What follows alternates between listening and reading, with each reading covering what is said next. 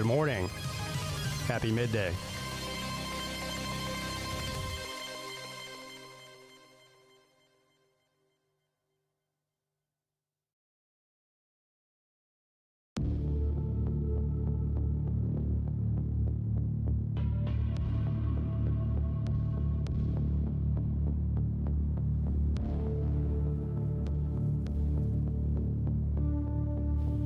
Who's ready for some chaos?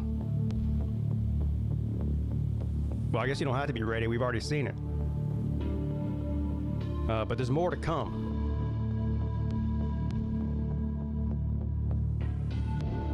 Yeah, Saturday might have been the craziest weekend of college football I've ever seen before.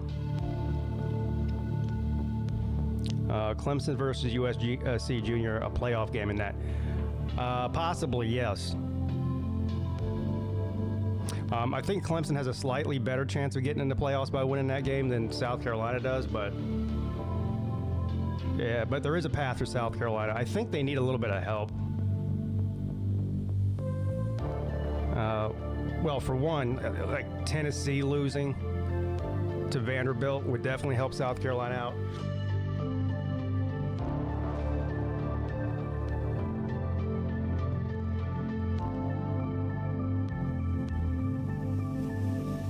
But like I mentioned in my video yesterday, Clemson has two possible paths. One of them is obviously to make it to the ACC championship and win it. It's an automatic bid.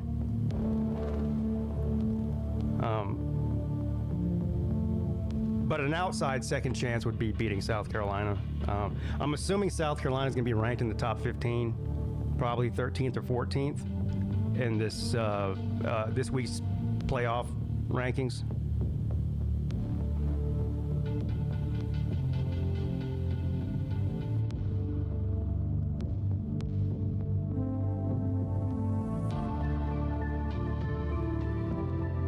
The question is, where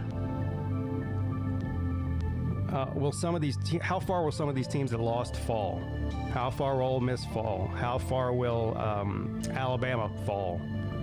How far will A&M fall?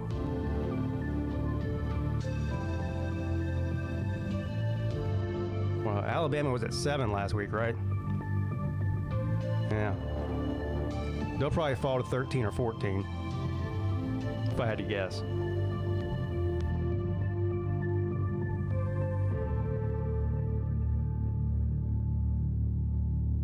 I don't know what time the ranking is tomorrow night. I do the ACC show at 7 o'clock. So if it's at 7 o'clock, then yeah, I'll already be live. It's at 8? Well, I should still be on the air at 8. So maybe we'll do the ACC show from 7 to 8. And then watch the rankings. So, yeah.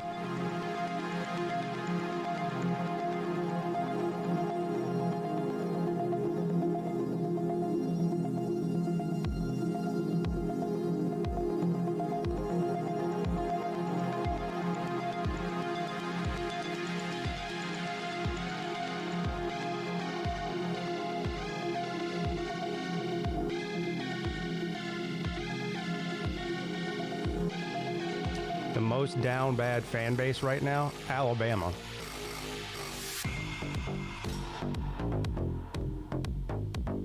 It's got to be Alabama.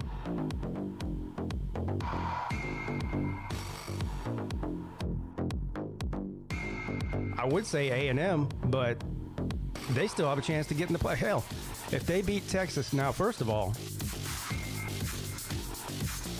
it's looking like Quinn Ewers might not be playing in that game. Advantage A&M, also home field advantage for A&M. A&M wins that game, they're in the SEC championship. They have a chance to win it and get in the playoffs. Alabama, I don't think has any chance of getting in the playoffs at this point. They're screwed. And I guess there's a chance, but not a very big one.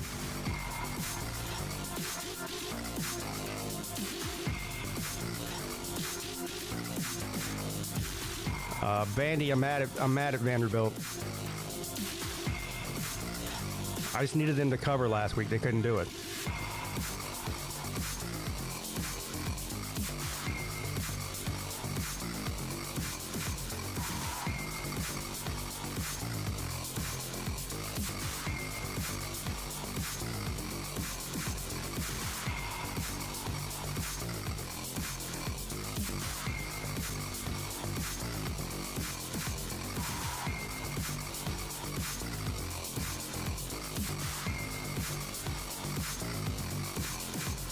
I had Vandy at 8 +8, I think.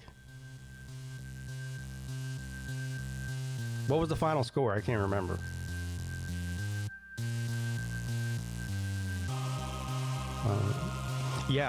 Brent Venables has has Alabama's number. The last time that Venables faced off against Alabama was 2018, and he held the best Alabama offense of all time to 14 points in a national championship game. Of course, Clemson won that. So,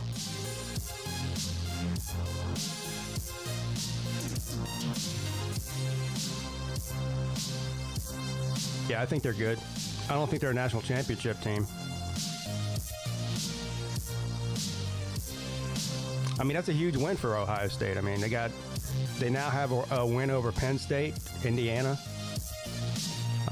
A game they should have won at Oregon. I think Ohio State's the favorite to win the national championship right now for a reason. And that was my preseason pick. Hell, they're favored by what? What is it here? Look at this. Favored by 21 points against Michigan. 3 touchdowns. Spoiler alert. I think they cover that. I think Ohio State wins big. Big.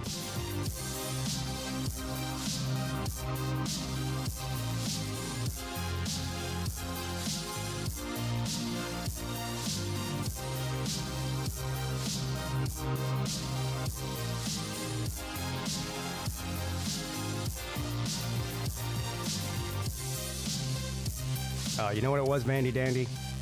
I picked Vanderbilt last week on the Lunch Money Show to cover 8.5. I didn't bet it. Then I live bet it during the game at +6. I think I lost by 0.5 point. I think I live bet it at +6.5. Like an idiot. Should have bet it before the game.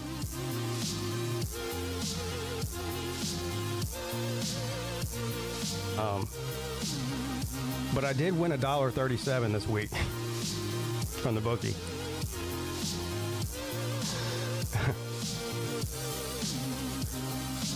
I can buy a lollipop or something.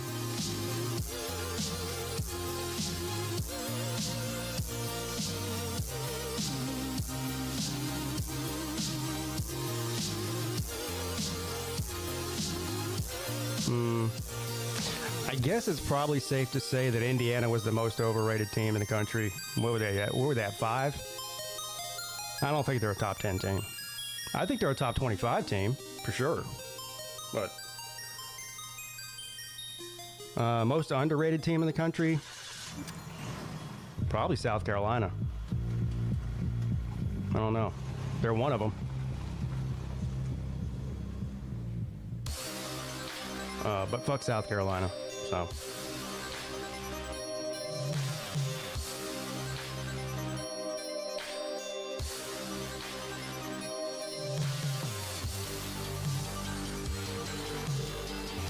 Also, this week, the most underrated team this week is Syracuse.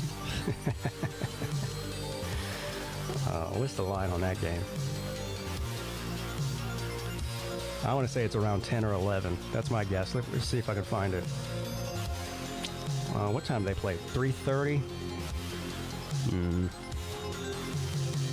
Where is it? Yeah, 11. So I was right. Syracuse 11-point underdog to Miami. I think that's about right.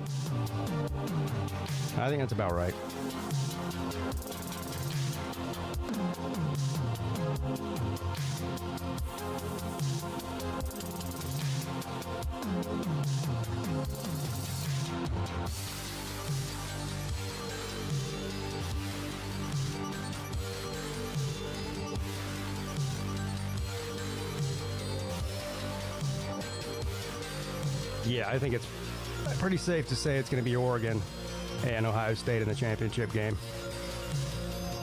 And but it won't matter. Well, it don't matter as far as the seeding goes, but both those teams are going to the playoffs as long as they win this weekend.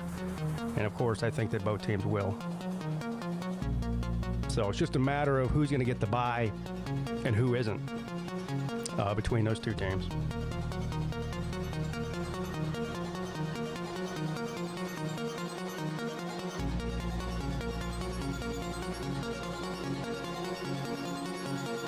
One of them will get a bye, the other one will get a home playoff game.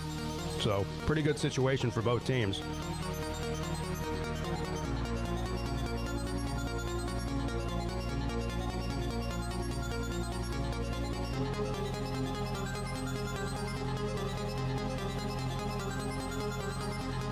That makes you wonder, is either one of these teams going to concede the game and just take the home playoff game and rest some of their players during the championship game? That was one of the things that a lot of people were worried about with the 12-team playoff is, players sitting out the championship game because they're still going to make the playoffs. I mean, we'll find out this year if that's a problem or not. I mean, if it were me, if I were the coach of either one of those teams, I would want to win the game. I would want to win the Big Ten and get the bye. I think that's more important than resting players for a first-round game. But I'm not a coach. Believe me, I get reminded of that every single day. Every time I upload a video, I get reminded that I'm not a coach. So.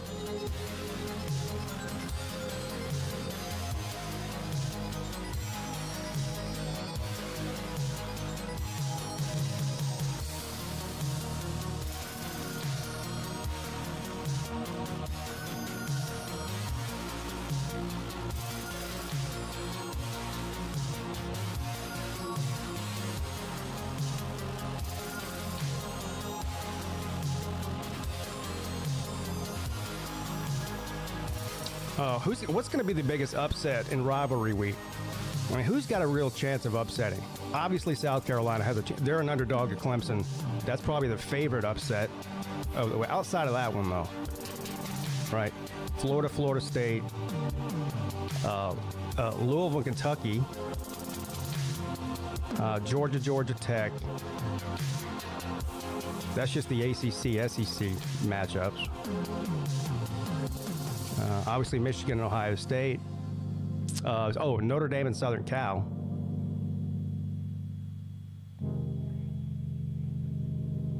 Vandy over Tennessee. There's another one. Mississippi State and Ole Miss. I don't think that'll be competitive. I guess it could be. I don't know. Did Ole Miss give up because they lost to Florida? Mississippi State's pretty bad though. Auburn over Alabama. Hey. That's not a bad one there. If they play like they did against A&M, they might upset them.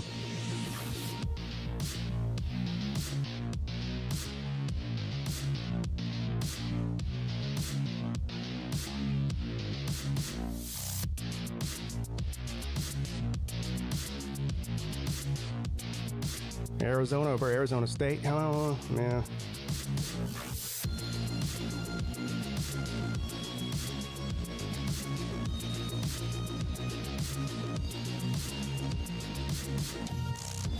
Going to the Georgia Tech game. Oh. You know what? We got a good game on Thursday. A decent one anyway. On Thanksgiving night. Where is it? Come back to the top here.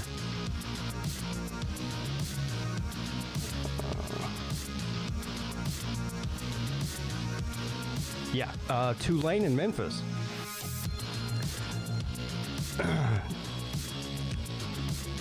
Tulane is probably the second best team in the group of five behind Boise State. They're favored by 14.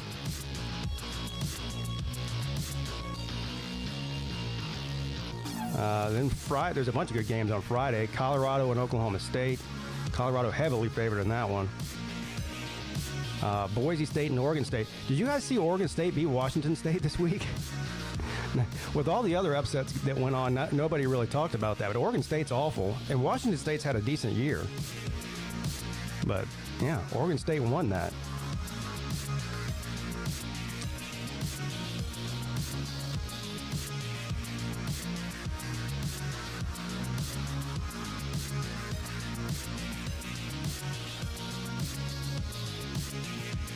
No, I will not be live on Friday. I'll be live on Saturday at noon for the Clemson game, though. Your doom, face your destiny.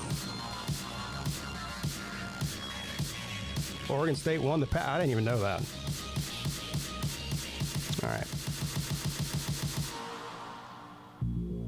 Let me get rid of this. Get this thing started here. Good morning, sir. How are you? I'm okay. I'm alive. Can't ask for much more than that. No. After this weekend, can we finally confirm SEC mid as fuck? Hey, it's funny.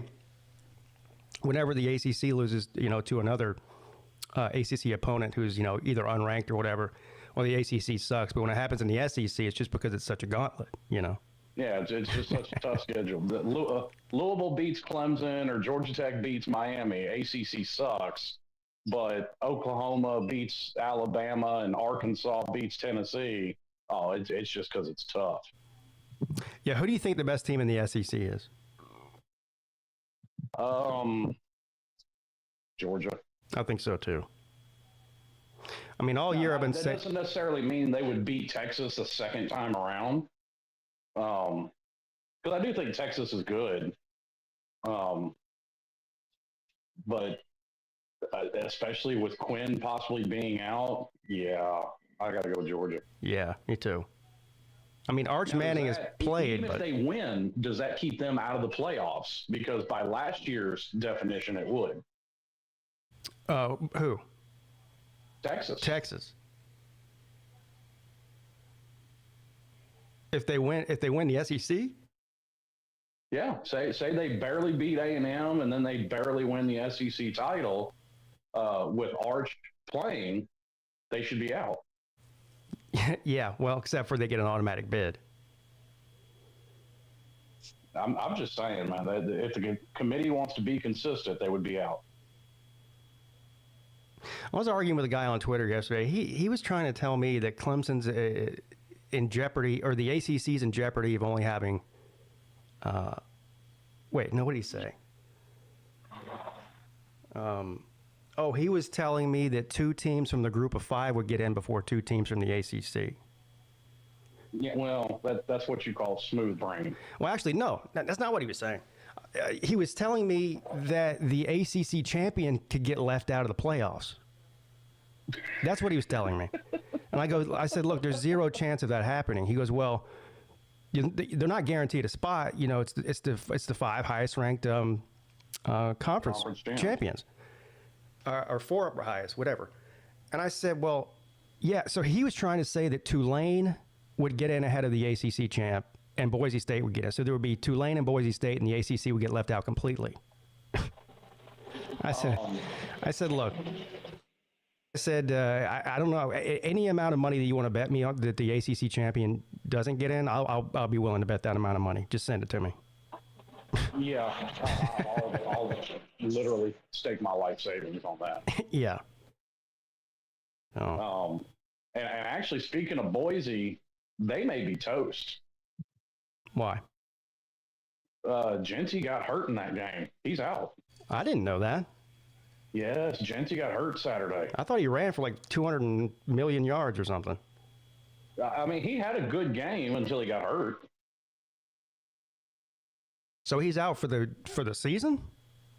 They haven't said yet, but he had to leave that game, and they took him back to the locker room. Yeah, they're still heavily favored this week, though, against Oregon State. Well, and I would imagine so, because nothing has been said yet, so it's kind of up in the air. But if they're without Genty, he's their whole offense, literally. Yes, Billy, I can. Billy, are you still in here? If I make you a moderator real quick, can you post that link in the chat? I don't have the link. He's talking about the GoFundMe link for BVD. I posted on Twitter. I would have to get off the StreamYard to do it if I did it. If anybody has it, let me know. I'll moderate you so you can post it in the chat. that would be fine. Jay says he'll get it. All right, I'll make you a moderator real quick, Jay, so you can post it when you get it.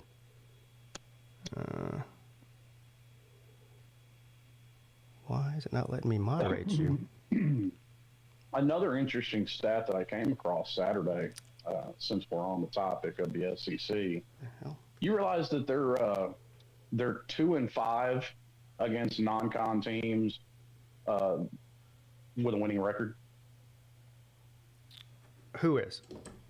The SEC. I did not know that. No. Let's see. Why is it not letting me moderate? Add him as a moderator. What the hell's going on here? It lets me time him out. I don't want to time him out. Ah, there we go. All right, there you go, Jay. Yeah, anybody who hasn't donated to that, obviously BBD didn't have a lot of money. And, you know, he's got, I'm sure, medical bills for out the wazoo for all the times he's been in the hospital. That's, you know, his family's now responsible for. So. I don't even have you heard any information on that about, are they having some sort of service or what's going on with that? I have not heard anything yet. And probably if somebody knows how to get a hold of Law Tide would be the best way to find out, I would assume. Yeah. Either that or, you know, like I know Lou said he's friends with his daughter on Facebook. And but I'm not on Facebook. I'm not on Facebook either. That whole thing happened so suddenly. Like, keeping an eye out for that. I didn't even know that he was back in the hospital or whatever until I, you know, basically they were saying it was just a matter of days before he was going to pass. I don't know what happened.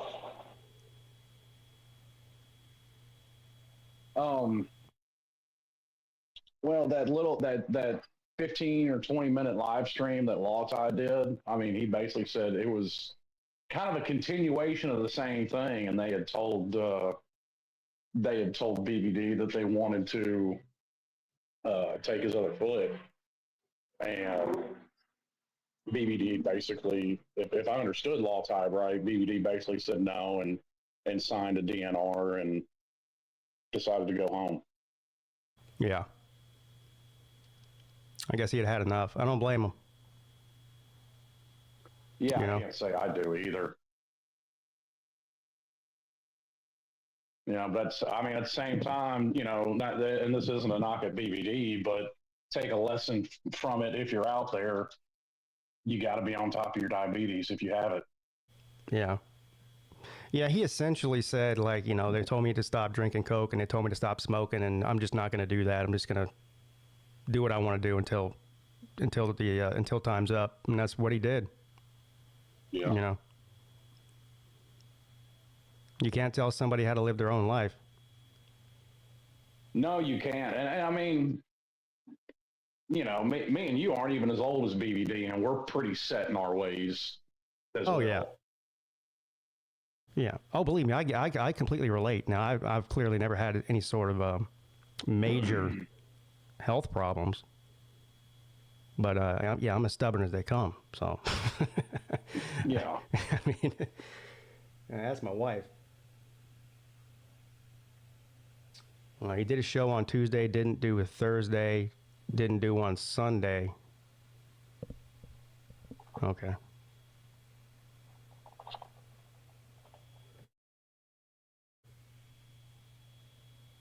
Yeah, that was a decision we had to make when my dad had the heart attack, and then he was in the ICU for a couple of days, and it was weird. You know, the doctor's job is to keep you alive. You know, so the cardiologist came in and said, look, we can still do everything we can to save his life, but his life's going to be drastically different than the life he was living before. I mean, my dad was still, even though he had severe heart disease, he didn't know it. but he was still playing golf 4 or 5 days a week. He would go out to dinner with his friends and stuff 4 or 5 days. He was a very active social person. So we were like, if he's needs assisted living care, he's not going to want to live.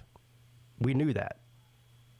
So we had to convince them of that, because they wanted to try to keep him alive, and we're like, if you're telling us he's going to have to go to an assisted living facility and not be able to play golf and not be able to go out to dinner with his friends and do all the shit that he loves to do, then he would rather just go ahead and go on.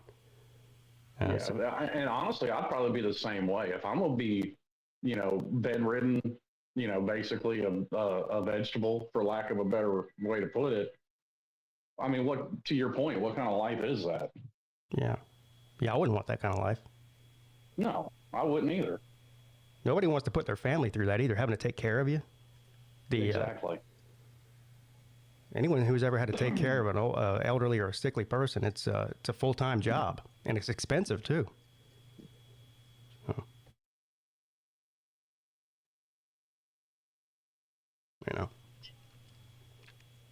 Anyway, rest in peace to BVD.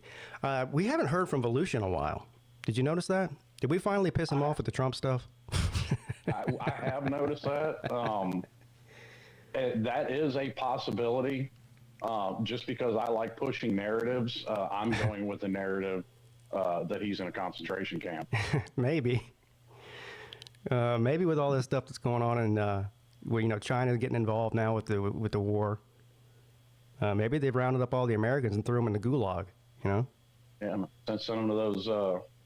He's hanging out with all them Uyghur Muslims in the concentration camps.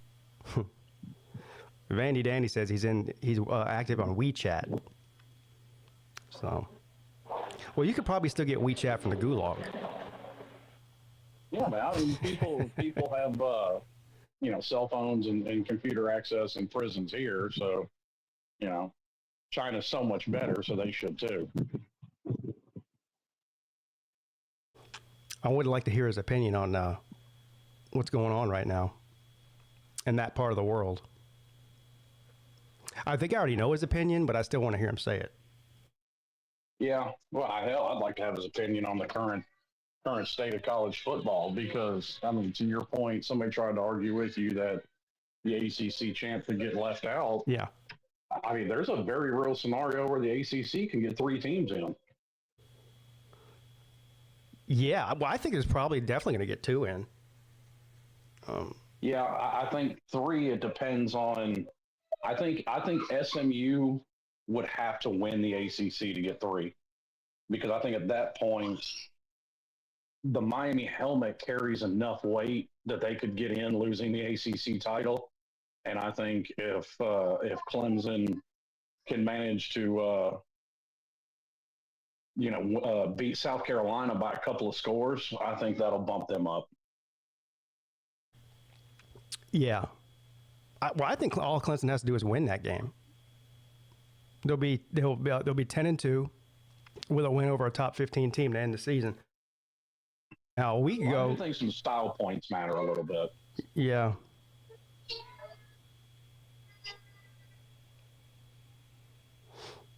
If you would have asked me a week ago, does Clemson have a chance to get in without going to the championship game, I would have said, hell no. But that was before, 4 top 15 teams lost. Well, 3 top 10 teams, right? Indiana.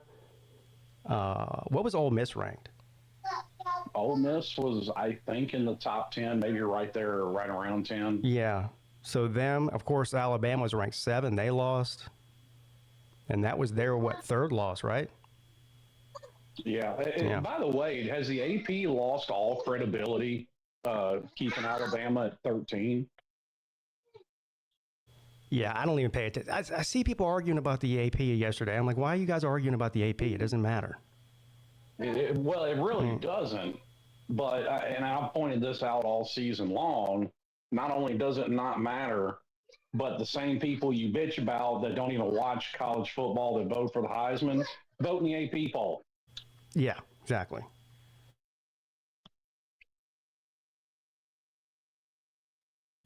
Plus, I mean, the AP and the CFP are different already as far as where they have certain teams. So there have been some differences, but at the same time, like you remember we were talking about this when the first AP poll came out, or excuse me, the first playoff poll came out. The top 13 was exactly the same. yeah. And I don't have a problem with people looking at the AP poll and discussing it. I mean, I do it too. We all do it, especially before the CFP rankings come out. That's the only real poll you have that matters. But at this point in the game, like of the year, like what's the point in arguing about who dropped 4 spots as opposed to 10 in the AP ranking? And like, if you want to bitch about where they're at in the playoff ranking, then that does matter. Yeah, but we're not going to know that till what, Tuesday? Till tomorrow night, yeah. Yeah. I will be interested to see how far Alabama falls, though, because it's not even the fact that they just lost to a 5-win Oklahoma. It's they got destroyed. They didn't even score a touchdown. They should have had a touch. That was a bad call at the end of the game there. They probably would have scored a touchdown, but it wouldn't have mattered in the end. They still would have lost. It wouldn't have mattered, and it's better for my narrative if they don't. Yeah. I mean, because what do we hear all the time? Perception is reality. The ACC is perceived to be lesser, so that's the reality of it. Well, the perception and the reality is Alabama didn't even score a touchdown against a bad Oklahoma team. Yeah. Milroe had 0 rushing yards, I think, right? I never looked up the stats, but I had multiple games on, so. Well, he was sacked a million times. I know that. He threw 3 picks, I think. Oh, yeah. He couldn't run the ball. They couldn't do anything offensively at all.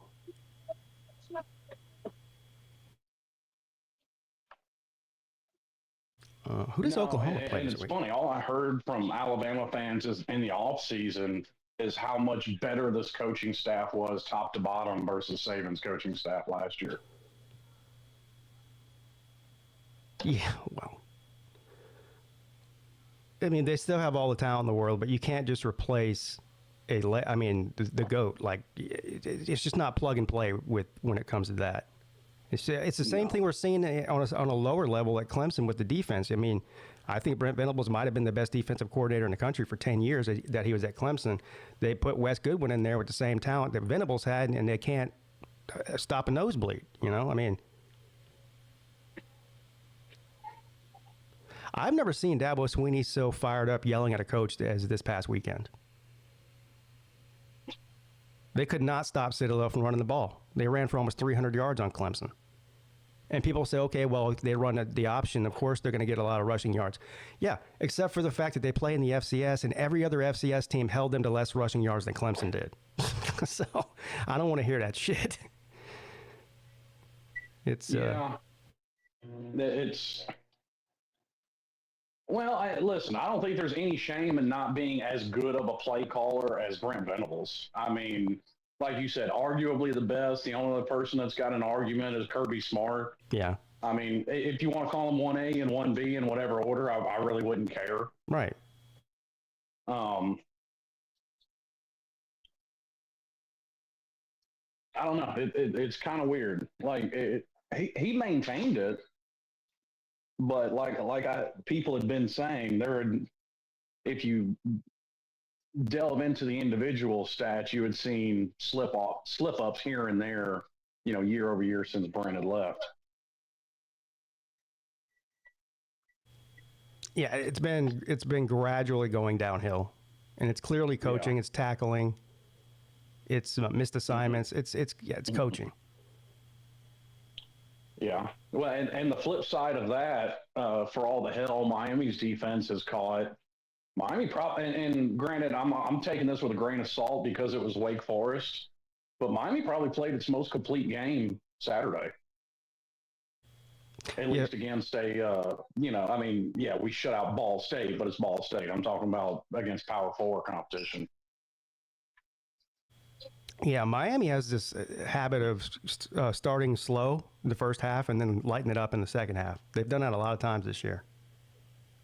They do. Now, offensively, I think it's because they had turnovers on back-to-back drives. You know, Cam had that shovel pass that was intercepted, and then Restrepo, who is normally very sure-handed, had a uncharacteristic fumble.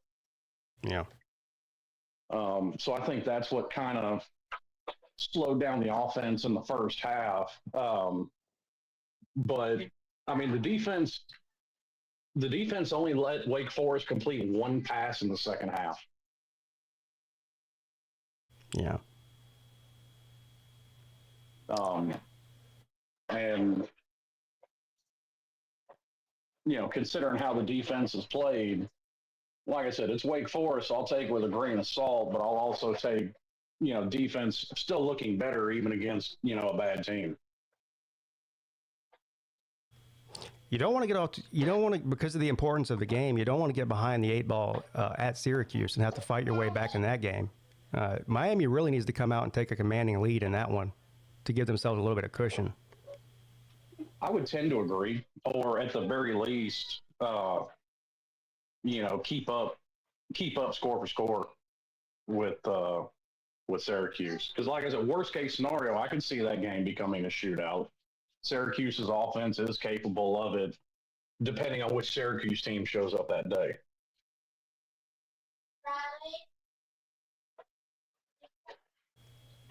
If Clemson beats South Carolina, are they better off just hoping that they don't have to play in the ACC championship? I'm being serious. Because if they go to the ACC championship and then lose it, I think they're out. But yeah, I would tend to agree. But if they don't go, they don't have a chance to lose, and then they might backdoor their way in anyway. So it's interesting. Now, clearly, as a fan, I would like to get the ACC title, but it's not a given. Either SMU or Miami, which is not going to be Miami and Clemson, it's just not possible. But either one of those teams, I think, have a good chance at beating Clemson. So I don't know. Well, I think you can look at, and I honestly believe this, and we're going to get into Indiana here in a second, but I think any team in the top 15 to 18 is capable of beating any other team in the top 15 to 18. Oh, sure. Yeah, that's another interesting one. How far will Indiana fall? I don't think they'll fall out of the top 12, and I don't think they should. Well, they got helped big time with all those losses. They did, but here's my thing with Indiana, and you know, of course, Ryan Day's going to be a shithead and call a fake kneel and score a touchdown. How about that call with Ohio State not Ohio State, BYU? Who did they play? Who was it they played? Arizona State. Yeah, that stupid call, trying to throw it with 1 second to go or whatever, and then they rushed the field. That was just stupid. That was, what in the world? Oh, yeah. That coach, I don't know what the guy was thinking. He should have just took a knee. Well, I mean, what about didn't Kalen DeBoer call a timeout instead of just letting the clock run out, so they had to clear the field in Norman too? Yeah. Like, come on, man, just take your L and move on. That was kind of shitty. Yeah. But then, of course, like I said, Ryan Day fucking fake kneels the ball, gets in victory formation, and runs a quarterback sneak. Yeah, that was disrespectful there. Yeah. That was kind of shitty. That doesn't surprise me. That's the kind of shit he does. Yeah. That's why I don't think a lot of people like him, like a lot of other coaches. Yeah. But here's my thing with Indiana. Like, I don't think Ohio State is that much better than Indiana, especially when you look at common opponents. Like, Indiana beat Nebraska way worse than Ohio State did. Yeah. I think the stage was a little too big for Indiana. And then we say it all the time too. Ohio State may just be a mismatch stylistically for Indiana. That's also something that could have led to that game not being closer. I disagree when y'all say 3 teams in the ACC are getting in, because I think only 2 get in. Yeah, I'm not saying that 3 teams are getting in. What he's saying is that it's possible. There's a scenario where it happens. I didn't even say that it's likely. Yeah, I don't think it is likely, but it's possible. Yeah. I just think only 2 are getting in. Now, I do think there's a way for Clemson to get in. So SMU would have to blow out, or Miami would have to blow out each other in the championship game. I don't think that matters at all. I think if Clemson handles business against South Carolina, regardless of anything else, they're in. Probably. I don't think so. I think they have to. Well, of course you don't. I think they have to hope that Clemson, Miami blows out, or SMU blows them out. One of the 2 blow each other out, and it's a dominant fashion. And then I don't think that matters in the slightest bit. I think it does. But well, we still have another week. There still could be some more upsets here that can knock more people out who are sort of on the borderline. But the bottom line is Clemson has to win this game. Well, I mean, I guess they don't have to. If Clemson loses and Miami loses, then Clemson has another shot to get in the playoffs by winning the ACC. But in my mind, they really need to win this game this weekend, which is bad news because I don't think they're going to. So. Lou was saying even if Georgia beats Tech and still loses the SEC title game, they still get in. I don't know. Georgia? Yeah. SEC. I'm sorry. I apologize. SEC title game. Well, if they win the SEC, they're in it automatically. Yeah, but he said if they beat Georgia Tech but still lose the title game, they still could get in. You know what? That's probably maybe, yeah. So here's I do think the 2 teams that play in the SEC championship are probably both getting in. Yeah. It's the same as with Ohio State and Oregon. I think both them get in no matter who wins that game. Yeah. It's just the 3 loss would kind of be, that's the only thing they'd be looking at. Well, I mean, of course they're going to suck off the SEC because that's what they do. There's going to be 3 teams from the Big Ten get in. Penn State's probably getting in. 1 loss. I know they struggled this past weekend, but they still won.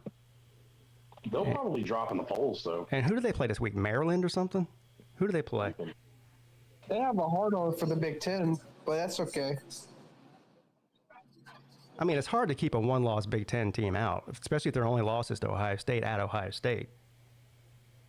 Yeah, but they still, like I said, you can't say they like the SEC when clearly a lot of the Big Ten teams are at the top of the list in the rankings.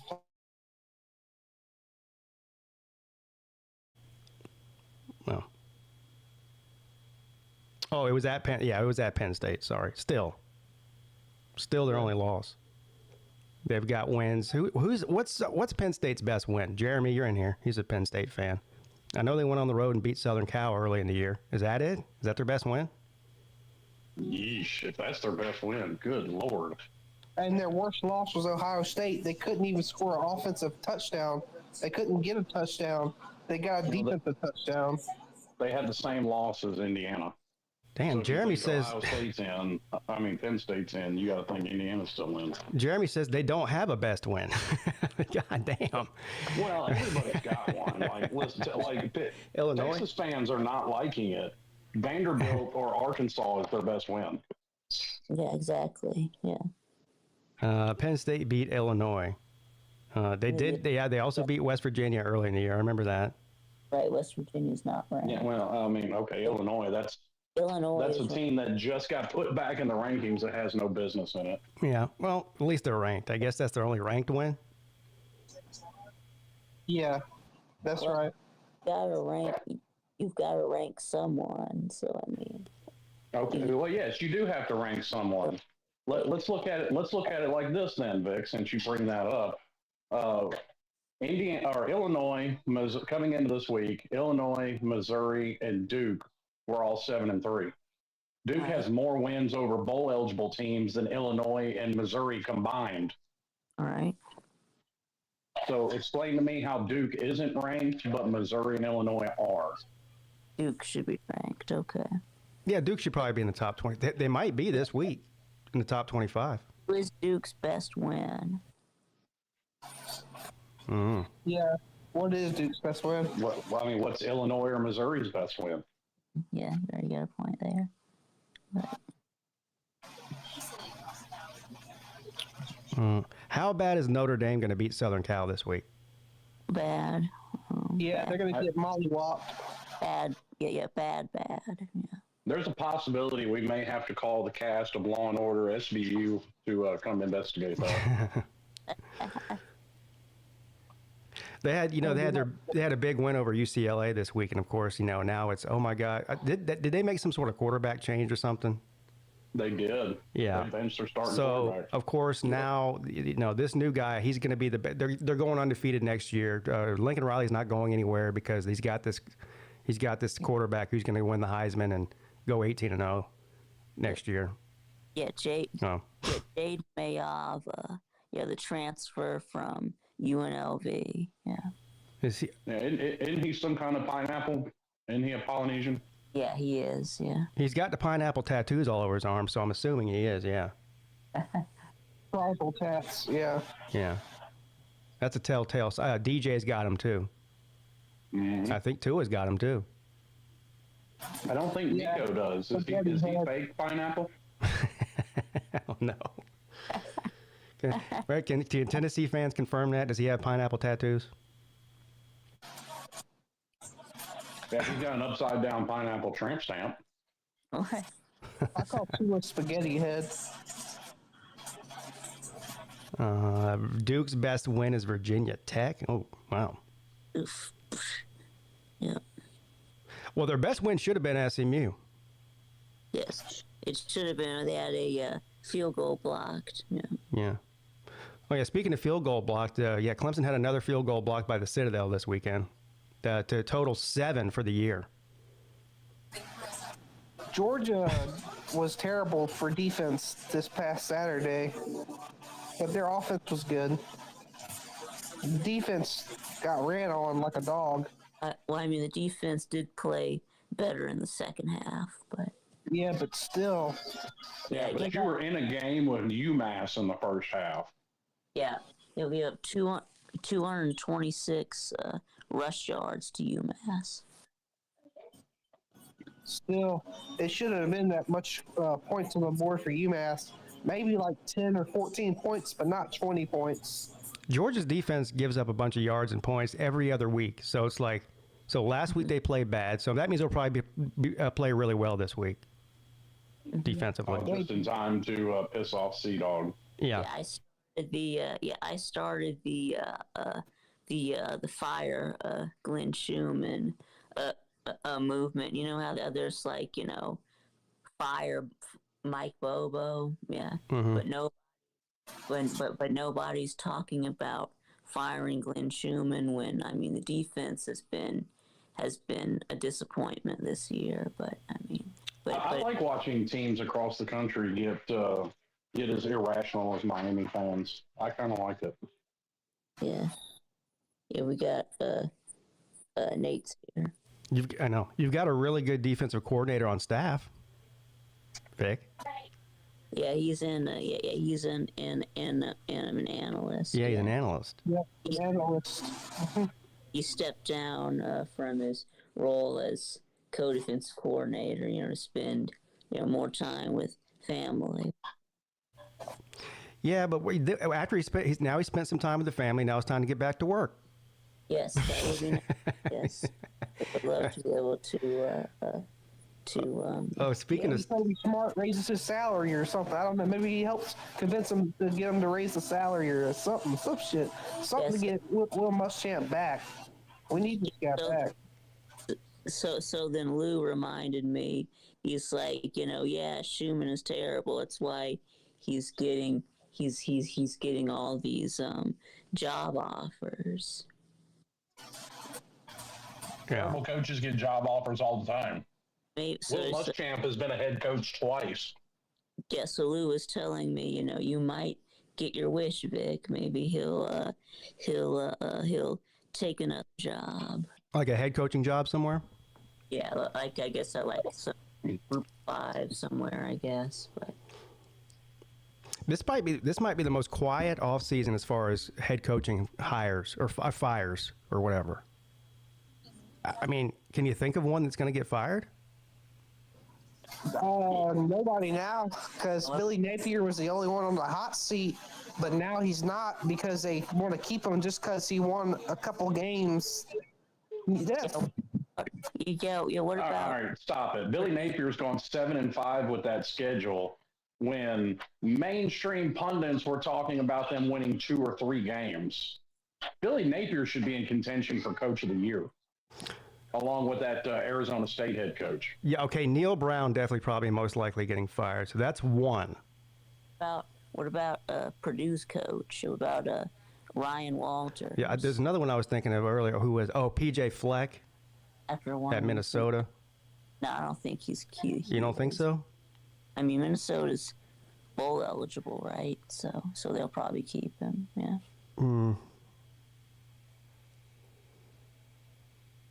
Yeah, outside of that, I don't see much, if any. Oh, I gotta go, you guys. See you later, Garrett. Well, you hear that? He got yelled at. Oh, yeah. He would get yelled at big time. I know. Big man. I know that sound. I hear it. What was the other one? Who's you said Purdue's coach? Yeah, maybe. Yeah, Ryan. Yeah. I don't think anybody in the ACC is getting fired. Well, a bunch of them are new, so I mean. Yeah, I don't know how much Purdue cares about football, though. But I mean, if they do care about football, they'll get rid of him. But Neil Brown. Oh, I did hear that rumor. Neil Brown is out, and number one on the list is Jimbo Fisher. Now, I don't know the details of Jimbo Fisher's, $80 million buyout from A&M or whatever it was. Does that go away if he takes a job somewhere else? Because if that's the case, he's not taking a job. Most likely it does. That's how it happens with most of them. Yeah. I guess either goes away or. They said they were going to pay him over a 5-year period. So hypothetically, he's still not coaching for the next 4 years. Yep. Yeah, so you might as well keep Doo-Doo Brown 4 more years. Yeah. Yeah. Yeah, he's got a house right next to Ed Orgeron on Pleasure Island. Mm-hmm.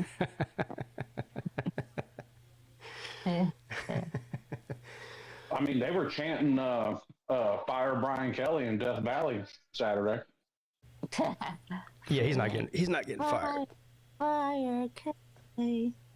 They might want him fired, the fans, but I think he's got at least 1 more year. I don't think they can afford to pay him out. And I mean, I guess maybe they can. I don't know what the money situation at LSU, but it would be a similar situation to what happened to Jimbo. They'd have to pay him a fortune to leave. Yeah. Do y'all think that Celine still wants Billy Napier fired? Of course he does. Celine's not the type of person to change his mind. Yes, well, I think that that looks like the Florida AD made the right decision, but Yeah. yeah. Well, I mean, one of the main names that kept coming up to replace him was Lane Kiffin, and then he just beat Lane Kiffin head to head. Pretty much shot that down, didn't it? Yeah. Kiffin's not so good. Start calling Lane Kiffin Lane Chart Reader. And somebody in the chat a few minutes ago said that Lane Kiffin's on the hot seat in Oxford. No way. No. No, I listen. At what he's done over the last 3 years at Oxford, they're going to build him a statue there. Yeah, yeah, they'd be crazy to fire him. Yeah, he's one of the best Ole Miss coaches of all time. Yeah. He is the best. Nobody's ever won double-digit games in a regular season at Ole Miss before Lane Kiffin. I really see a situation where he could be the next Mike Gundy. Mike Gundy. And just stay at Ole Miss for 15 years, 20, or however long he wants to be there, and not really being in any jeopardy of being fired as long as he wins 8 games a year. Yeah. Now, I think there are going to be a couple of coaching openings, possibly, but I think they're already filled. Like, would you be surprised if Kyle Whittingham retires at the end of this year? No, I guess not. Yeah, I see. There might be a couple coaches that step away or step down or whatever. Now, did you hear Mac Brown say? Well, the rumors are that he's not leaving, which is insane to me. Mac Brown not retiring.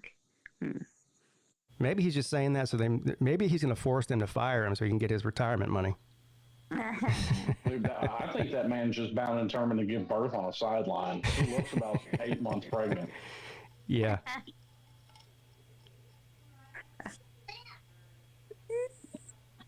But no, if Whittingham, retires, they've already got their coach in waiting. Their defensive coordinator is going to be their next head coach.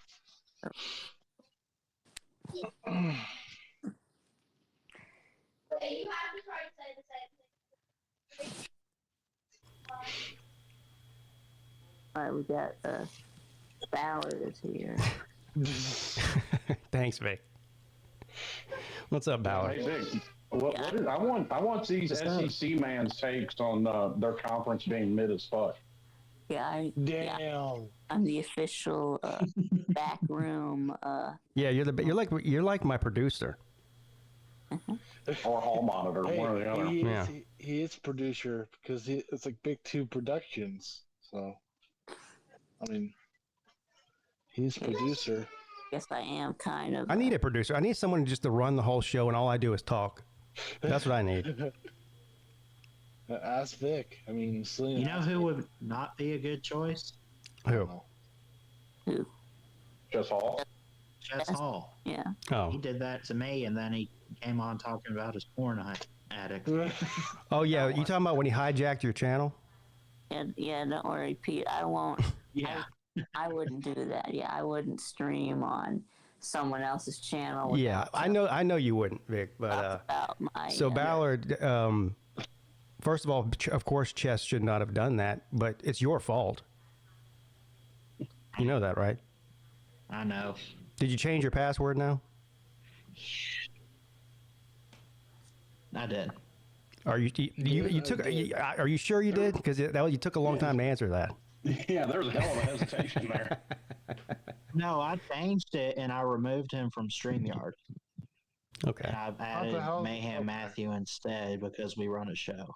That's good. Yeah. Oh. Oh, great. You go from the porn addict to the guy that likes peeing on people. I mean, look. What kind of production are you trying to run? Like something like Tebow at Florida? You're going to be the preacher amongst all these degenerates.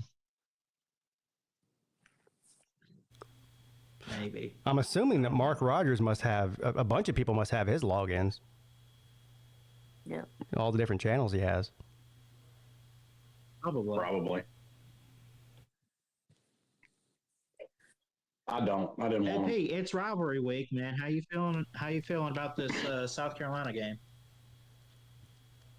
No, you don't get to glaze over it like that, Ballard. What the fuck? Y'all couldn't score a touchdown against Oklahoma. Yeah, Hold on, I can talk football if I want to, dummy. Yeah, we know. Yeah. Yeah. He wants to know about he's asking you about the Oklahoma game. Yeah. Yeah, we want to know what happened. Yeah. It's been more than 24 hours. I don't know what happened. Jalen Milden stood in the pocket, couldn't do nothing. Are we going to see a quarterback change against Auburn? Oklahoma had we might. Shoot, I've been saying we need to put Austin Mack or Ty Simpson out there. Holy cow, man. You gonna move Jalen Milrow to running Finally, back? all the issues, right? Yeah. All the issues Alabama's had got exposed greatly Saturday night, and that's their third loss. I understand that, but just I knew that the offensive issues and the offensive line were going to fall apart at some point. I didn't expect it to be Oklahoma, but I'm not the least bit surprised. How many times did Milrow get sacked? 6 maybe. God damn. 6 sacks. Breaking news: Milrow just got sacked again. 6 sacks and what? 3 interceptions. Yeah. How many touchdowns did Milrow throw? 0. He just overthrew his receiver just now. By the way, No, he threw a touchdown. It was just to the wrong team. Yeah, he did have a touchdown pass to Oklahoma. That is correct. they had one. They had one play, that controversial play that they had. Yeah, that should have been. Should have been a touchdown. Yeah. It Now, should. now you did. Now we have had some explanation on that. Did you see that? The reason there was an illegal touching call was because Ryan Williams is 17. He's still technically a minor. That's why it was illegal touching. Okay, so it was fair. He's not wrong. That's just wrong, man. That's so bad. Yeah, so that should have been a touchdown, but that was more of a great play by Williams than it was Milrow. Yeah, it was. I mean, he threw a 49-yard pick six, and I just, I mean, they only got in the red zone maybe once or twice anyway. And when they did, it was only the first quarter, and they kick a field goal. Well, that was disturbing enough, the offense, but you made Oklahoma look like it had an offense all of a sudden. I mean, You realize what happened in the same week, Pete? Florida State finally scored more than 21 points, and Alabama couldn't score a touchdown. ah, dang. Golly, man. Well, Hey, where did Florida I'll State be find this honest. Russian guy? I don't know. Russian guy. Yeah. Okay. I mean, I don't speak Russian, but his last name definitely looks Russian to me. Somewhere Eastern European. I don't know, maybe Slavic. He might be Slavic. I don't know. Oh, the Hawk-Tua guy? Yeah. Yeah. I don't know where they found him, but he's actually, I think, probably played more than Brock Glenn this year. I think he's a freshman. I believe you are correct, sir. Yeah, Gumpman says he's ready to rant. All right, let's see the rant. That was the most pathetic piece of fucking shit football I've ever seen in my damn life. The fact that they made Oklahoma look like they had Adrian Peterson and every Heisman winner they ever had back there was a damn shame. Anyone who thinks they're going to make the playoffs is a delusional gump-tard piece of fucking backwoods shit. Fucking pathetic. I mean, my God, Jalen Milrow looks like a damn retard humping a doorknob out there trying to throw a pass. No one can block. Inexcusable. Terrible. Fucking terrible. Jesus Christ. Okay. There you go. I was going to ask him how he feels, after better than I did. after Clemson loses to South Carolina and gets knocked out of the playoffs. Clemson might be playing Alabama in the Gator Bowl. Oh yeah. And then Alabama can have. Give me Klubnik by 50. That would be a familiar match. I would love to see that. And then Alabama can lose to Brent Venables and Dabo Swinney in the same year. Be just like old times. Huh? Just like, I will be hungover. I Worse kinda- than the Slob Olympics. Yeah, I kind of want to see Clemson and Colorado in a. you know bowl what? game. I originally thought I wanted to see that, Vic, but you know why I don't really want to see it now? Because I think that Shador Sanders won't play in the bowl game. I think that Travis Hunter won't play in the bowl game, and probably about 10 other guys. So It won't be. I said the same thing and was raked across the coals because, oh no, they care about the game. No. They're both projected to go early in the first round. I think there's zero chance either one of those guys plays in a low-level bowl or mid-level bowl game. I think they would definitely play in the playoffs, but not in the whatever Music City Bowl or whatever the fuck. Well, I Or mean, the Media Bowl.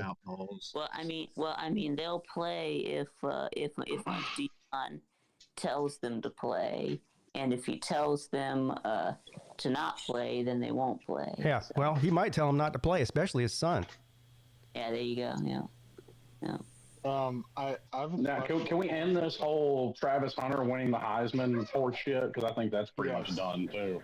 Yeah. Well, it should be done, although we know how dumb the voters are, and he's been, he gets more hype than any other player, and so there's a lot of people in the media that don't pay attention, don't watch the games, who just know Travis Hunter. They've been told he's the best, so they'll vote for him anyway. The two-way, yeah, because he's the best because he plays both sides of the ball. Yes, and if you're really bad. if you're over 30, you've seen it plenty of times in your life. It's nothing special. Yes, exactly. This is so poverty. Alabama. When is the Heisman again? Is it after the conference championship game or before? I think it's It's the following week. I think Just past conference championships. So Cam Ward still has a chance to win it, especially if Genty's hurt, like you said, and he might not play this week. Listen, with it being after conference championships, Cam Ward he's going to hit 4,000 yards and 40 touchdowns Saturday. Yeah. Yeah, if they beat Syracuse and then go in and win the ACC against SMU, and he has a big game, which he usually does have a big game, even when they don't play well in other places, then he'll shoot way up the list. I don't know where he's at now, third maybe? Yes, but doesn't the voting open before? Yeah, that's the other problem. Yeah, voting opens before the conference. Like I think they have 2 weeks to vote, and most of them vote early. I think that's stupid. Yeah. I think it shouldn't Yes, go after conference championship week. I agree. You know how bad it is right now for Bama? South Carolina's ahead of us in the standings. Mm-hmm. That's poverty. Well, actually, we don't know that, Ballard, because the standings Yes, don't come we out till do. next week. No, I'm talking about the SEC standings. Yes. Oh, the SEC. Oh, God, you're behind South Carolina in the SEC. Fucking poverty. Yeah. Poverty. South Carolina, though. They're 5-3 in conference play. We're 4-3 in conference play. Oh boy, Okay, because they've played more games. Bama down bad. Oh, I guess they've played more. It doesn't matter. Being behind South Carolina at any point is poverty. I know. Hey, Kentucky fan, can I borrow some of that bourbon, please, for New Year's? Yeah, maybe Big Barney will give you some bourbon. Yeah. He better. Bourbon. Golly, I mean, how bad? Look, you have all this talent in Alabama. You get this new coach in. You expand to 12 teams, and Alabama's not even in it. Like, I know that it's a new transition and everything, but the fact that they can't even be one of the 12 best teams in college football is very unacceptable. It really isn't, though. It's to be expected. And some people told you this was going to happen, Ballards. Yeah, exactly. Look, I mean, was Georgia better than their 7-5 record in 2016, where they're a more talented team that they shouldn't have gone 7-5? Yes, Right. But it's a new coach. If you look across the country, no matter the school, when you bring in a new coaching staff, you have a worse record than you did the previous year. But for some reason, Alabama thinks that they're the exception to every rule. Nope. Hey, look at Michigan, for example. New coach, terrible record. I mean, Well, yeah, but they're nowhere near as talented as Alabama. well, I know that. I'm saying, for example, just they're not themselves that they used to be. Just for example, but yeah, But I mean, Miami was more talented than their 5-7 record in 22. That's the way it worked out yeah, because it was Mario's first year. It had a lot to do with it. Injuries had a lot to do with it too. you know what? I think that what team is not getting credit for as much as needed. Who? Or as Nebraska. I mean, I know people. Huh? What? Nebraska made a bowl game. Oh my God. He did not. You know, I realize a lot of people have been talking about Florida the past couple of weeks, and rightfully so, because they've knocked off ranked teams in back-to-back weeks. But nobody's talking about Kansas, who said, "Hold my beer. We're going to do it 3 times." Yeah. What I'm just trying to say is nobody is like Yeah, Kansas. congratulating Nebraska that often because they just Good job. going bullying. Oh, do you want a pat on the head? Do you want a pat on the head, Nate? Yes, it does. Hey, Nate, right now, Kansas looks better than Nebraska right now. They beat 3 ranked teams in consecutive weeks. Yes. But is Kansas a blue blood? Does that matter? Yeah, but does that matter? I mean- There's like 5 blue No. blood teams, and 3 of them are terrible, right? Well, 4 of them are terrible. Alabama sucks, Michigan sucks, Nebraska sucks, USC sucks. There's 4 blue bloods that all suck. Well, 3 of them are going to bowl games, so not all of them suck. They're just not that good. So That's not the standard for being good. Going to a bowl game. It is. It is for Nebraska. Well, you said it, not me. Well, that's because they haven't done it in, what, Exactly, 5 that's what years, I'm trying to 6 say. years? Yeah, 6 years actually. No, actually 9 8. years. 8. 8 or 9 years? Okay, my bad. I underestimated the level of suck. I apologize. It was 20. Nate, doesn't Nate have a second team that he needs to focus on in Michigan? No, they that suck he needs too. to Yeah, worry they- about beating Ohio State before they ran his ass. Stop it. Yeah, That's not happening. Stop it. Oh, No, I know. I'll That's why be I said here. that second part about them beating I'll be up on here if, Michigan. They're not I'll just be gonna- here when they do it. They're not just going to lose to Ohio State. Ryan Day's going to run the score up on them. It's gonna be I'll criminal. be waiting. I'll be If they're waiting up by until 40 there's a- points in the fourth quarter, he's keeping his starters in, and he's going to score as many. Hell, we saw him do it I'm against still Indiana. waiting Why for would he that. do it against Michigan? I'm still waiting for that. I haven't done it. Dude, is there more of a coach with an inferiority complex than Ryan Day right now? No. No. No. Although, and I loved it. I retweeted this on Twitter. In true Dion fashion, threw his players right under the bus after that game. Yep. Damn. Yeah. And then hopped on the bus, threw it in reverse, and ran them over again. Damn. Yeah, nothing's ever Dion's You know fault. You know, I think I don't care what people say about Michigan. I'm still loyal, and it's kind of like what you should be as a fan to your team. Well, to be fair, Nate, you're half loyal because you're a 2-teamer. It's called loyal. Hey, 2-teamer is called fan of 2 teams, right? Your team. Yeah. Nate is a polyphanerous. Right? Polyphanerous. No, it's called How's that, of 2 teams. That was good, Vic. Vic, you can't be talking. You win like 0-3 against me.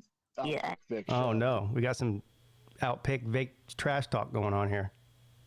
Uh-oh. Vic, you are on a losing streak. Yeah, He he did is. lose to me. So, would you go like 0-3? Man, Yeah. I did. Let's see, because oh my. Indiana didn't cover like I thought they would. Let's see. What else happened? Let's see. Texas didn't win by enough. Let's see, and then was that? And then Georgia Tech's fourth quarter defense was terrible, so they Ha ha ha. won by a point. So Vic, I'll give you, I don't know if this is cheating or not, some inside information for outpick Vic this week. okay. Take Ohio State to cover. Okay. I don't Get care. Auburn in the points too. I'm still waiting for that loss, and if it doesn't go Ohio State's way, I'll be here talking all shit. So And what if it doesn't go? I'll eat my crow. I'm that guy. I'll be here.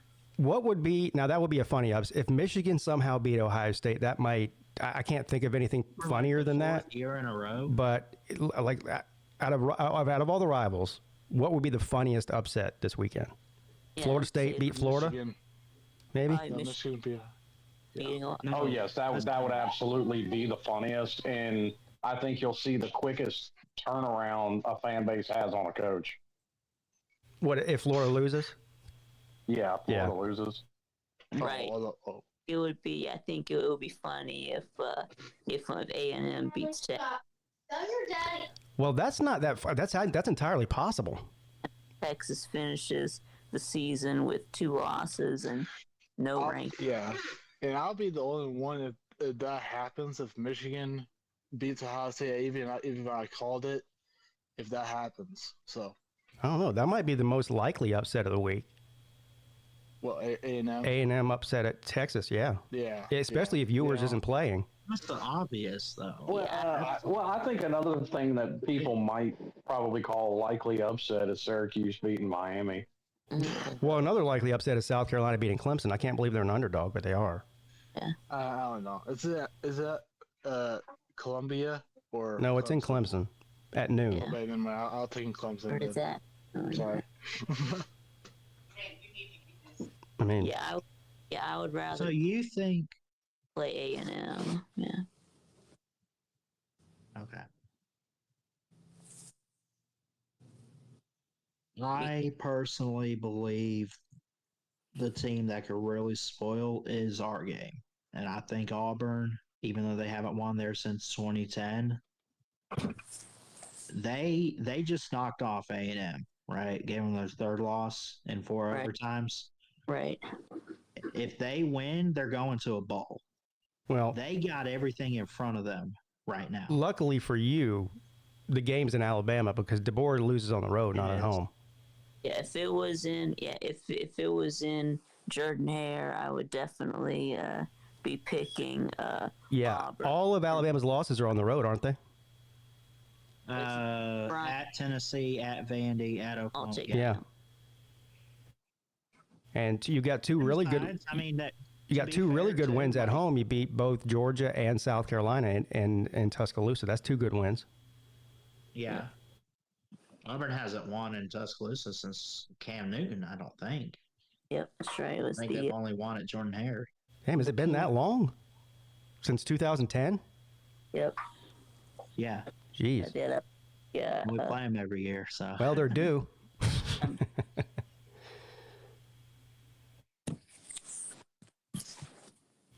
Yeah, so Auburn's playing for a bowl game, huh? Yeah. And what's Bama playing for at this point? Nothing. Think about it, man. This could be upset. I hope not, because I spent good money, but Well, I don't know. I think that if enough teams lose, I think that there is a small chance that that Bama could back their way. no. I don't think so. I hope not. We'll get plummeted.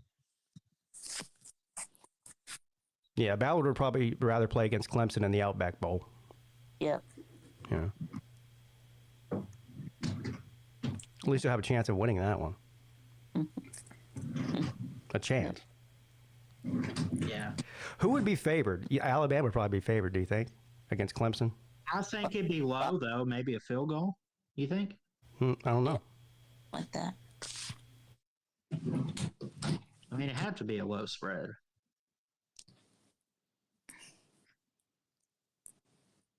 The biggest potential is the Egg Bowl? No, I don't know. I don't think so. No, Mississippi State ain't touching No. that. Mississippi State's got nothing. What are they? 1-8 or 1 what are they? No, I think they have 2 wins. They're like They're 2-9. 2-9. Yeah. 2-9. No SEC wins. Good old Midday.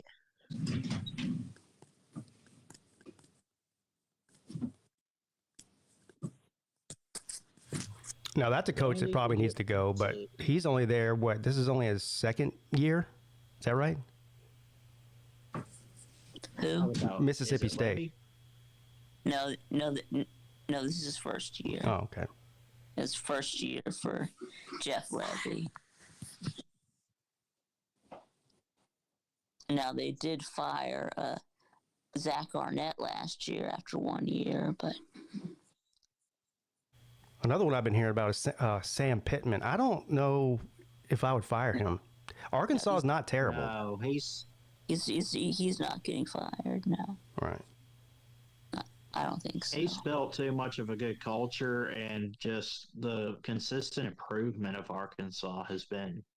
It's Well, been too good to let he's him go. definitely turn it around. And Arkansas is a lot better than I thought they would be. So And they had one of the toughest schedules in the country. Yeah. they did.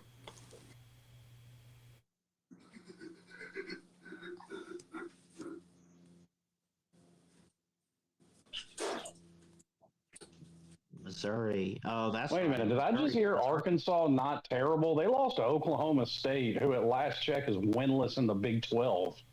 Yeah, they had some decent wins though, and they've had some games where they were, They're bowl out. Some close games. Who's their best win? Tennessee? Probably, yeah. A kind of a above average defense and a fucking offense that's on a milk carton. Tennessee's still a top 15 team. No, they're not. You don't think They're so? ranked in the top 15 because they're in the SEC and because their name's Tennessee. But no, they're not a top 15 team. Yeah, Arkansas has a better win than Miami has. Yeah, that is true. Does Miami have any? They really don't. They don't. What is Florida still your best win? Who is your best win? I guess. Florida or Louisville, and both I think are probably better than Tennessee today. Now I realize Tennessee won the head-to-head against Florida, but good Lord, they had to go to overtime with them. We didn't. 15 points. I don't know. I don't know. Yeah, what would Florida's record be if they had my schedule? What would what? Well, what would Florida's record be if they had Miami's schedule? Maybe a game better than what it is. Yeah, it's impossible to say what their record would be in a different conference. I know people like to say that stuff, but Right. Yeah, nobody actually knows. and I'll give There's no Florida way to credit. prove They're playing much better now than they did at the beginning of the year. But there's not many teams that couldn't beat Florida the first half of the season, Right. Yeah. even in the ACC. That's why I'll give them the credit that it'd probably be a game better than what it is.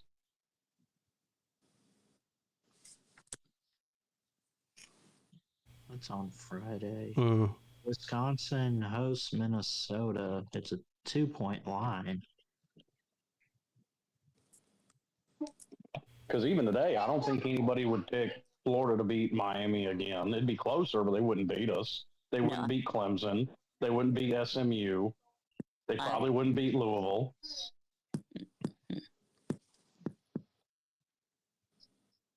They might be able to win one of those games, but not all of them. Maybe.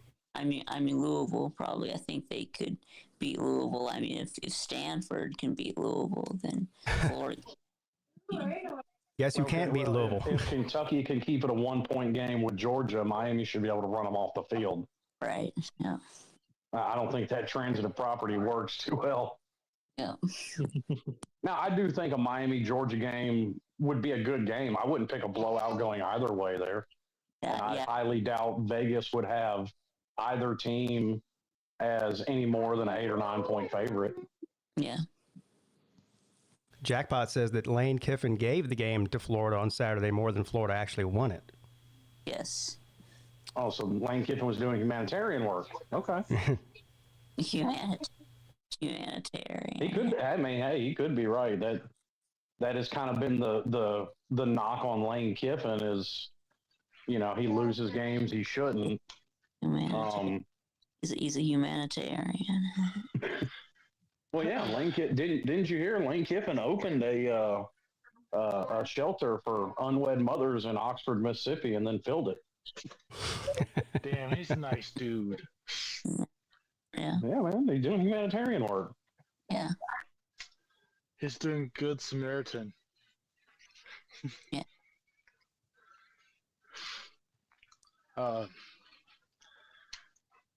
But yeah, I'm going to Colorado tomorrow. What, you going to see Dion? No, I'm going to see family. The outside family. So that overall, my biggest problem with Colorado, and this is like, despite their record, and I'll give them credit for their record, I was definitely wrong, but like, despite their record, they're one injury away from not winning another football game. Oof. Yeah. Like, I can't call that a good football team. Like, Miami's record is definitely worse without Cam Ward's, but we still win football games. Shedeur Sanders goes down, or if they're an extended period without Travis Hunter, they don't win another football game. Yeah, I think in both of their before this past weekend, both of their losses they had injuries with Travis Hunter, right? I mean, I know Hunter missed the majority of that one game. I can't remember which one it was now that they lost. But yeah, you're right. Either one of those guys goes down, then their chances of winning any game in the Power Four goes way down. Yeah. Well, even with them, that's a team, let's not forget, that had a struggle win against North Dakota State. Battle of the Buffaloes. It was Buffaloes versus Bison.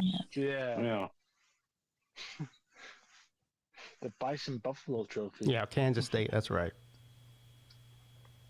That's who it was. But don't worry, because Colorado has the best quarterback in the history of quarterbacks coming in next year. Oh, that's right. Yeah, well, they're going to sign him, and then Dion's going to leave, and he'll be in the spring portal. I don't know. I've been hearing that he's going to stay there. Well, that's what he's saying. Yeah, well, if we were gonna go by what coaches say at a podium, Nick Saban is still the coach of the Dolphins in Florida. I mean, that is true. I mean, really, all Dion has said is the same thing that all coaches say whenever they asked about a different job. I'm happy where I'm at. Blah blah blah. Yeah, But oh yeah, I heard that. Or he tried to stand on a soapbox. Somebody brought it up in a press conference. They tried to stand on his soapbox talking about how inappropriate that was to ask that question with the athletic director right there. well, It's like, fucking spare me, dude. yeah. I mean, come on. Come on, man. I mean, his name's coming up for all kinds of NFL jobs. Of course, they're going to ask him about it. I mean, if he really, all he has to really do is just say no comment. I don't know why these coaches feel like they have to answer every question. Dabo does the same. Dabo has never said no comment ever in his life. Yep. Yeah, Kirby says it all the time. Yeah, he's smart. I'm surprised Dabo hasn't brought up Tyler from Spartanburg again. I'm just being honest. Yeah. Well, somebody asked him about him earlier in the year, and he said, I think he brought Tyler to Spartanburg on the sidelines for a game this year, if I'm not mistaken. Oh, did he really? Yeah. Okay, that's kind of funny. Yeah.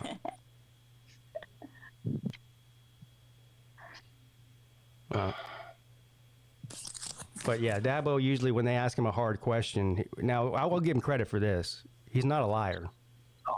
He's not going to tell you what he thinks that you want to hear. So I'll give him credit for that. But sometimes you've got to have the wherewithal to take the high road.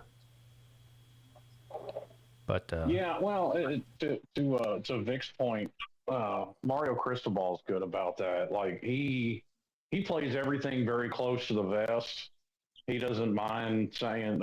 Now he'll repeat himself and say when they ask him that questions, "Listen, guys, you know we don't talk about that," and then he'll move on.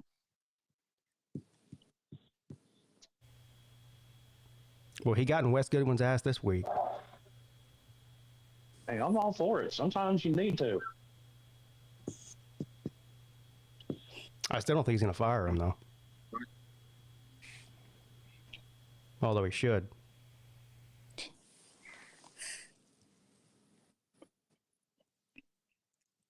How many offensive linemen are y'all going to have back for that game? Your guess is as good as mine. I have no idea. Because I may bet that game, but that's definitely going to be a determining factor. Well, who would you bet on?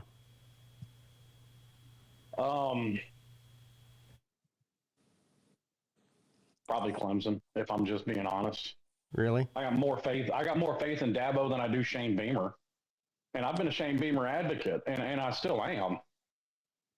But I still have more trust in Dabo at this point than I do Shane. Like, we were talking about people riding Georgia riding the struggle bus.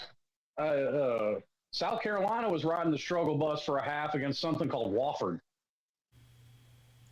Yeah. I don't know if I take too much from that. Right.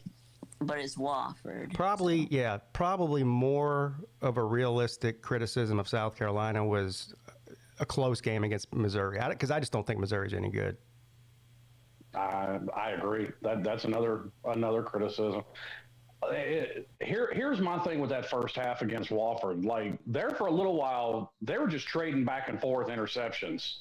So, yes, that's credit to South Carolina's defense, but that's a knock on Lenore Sellers. And if Wofford can come up with a couple of picks on you, even with Wes Goodwin, I think Clemson's defense can do better. I think they could too. I think it's going to be, this is a hot take here. I think the Clemson and South Carolina game is going to be fairly high scoring. I think South Carolina will definitely score on this Clemson defense. And I think Clemson can score. As good as South Carolina's defense is, I think that they can score. Now, they're going to have to change their offensive game plan. This bubble screen bullshit, throwing 80% of your passes behind the line of scrimmage against South Carolina is a death trap. You won't win if you do that. No, you won't. They're going to have to be able to run the ball, which is not easy to do. And they're going to have to be able to. What's the spread on that game? Do you know? 2.5 points. Oh, now I might take South Carolina in those points. But it doesn't necessarily mean I take them to win. Well, because they play every year, you have to kind of take the yearly rivalry into account. Like, okay, they've won what? 1 out of the last 10? 1 out of the last 9? Yeah. Right. Well, if you're taking That still matters. to win by 2.5, you might as well take them on the money line. But No, he's saying take South Carolina to cover the spread, but still lose. Yeah, I could see. What was in that Penn State game? 31-30. I could see that. That's what it was last year. Clemson and South Carolina. It was a 1-point game. Yeah. Zero offensive touchdowns were scored in that game by either team. Yeah. Well, okay, you'll have the same score, but with offensive touchdowns this time. Yeah. right. I don't know, man. I don't feel good about it. I'm just going to be honest. But now it is a rivalry game. It is Clemson, and South Carolina has to get over that mental hurdle. I realize they beat Clemson a couple of years ago. It's in Death Valley too, right? It's in Clemson, but the last time they beat Clemson was in Death Valley. Yes, it was. Yeah.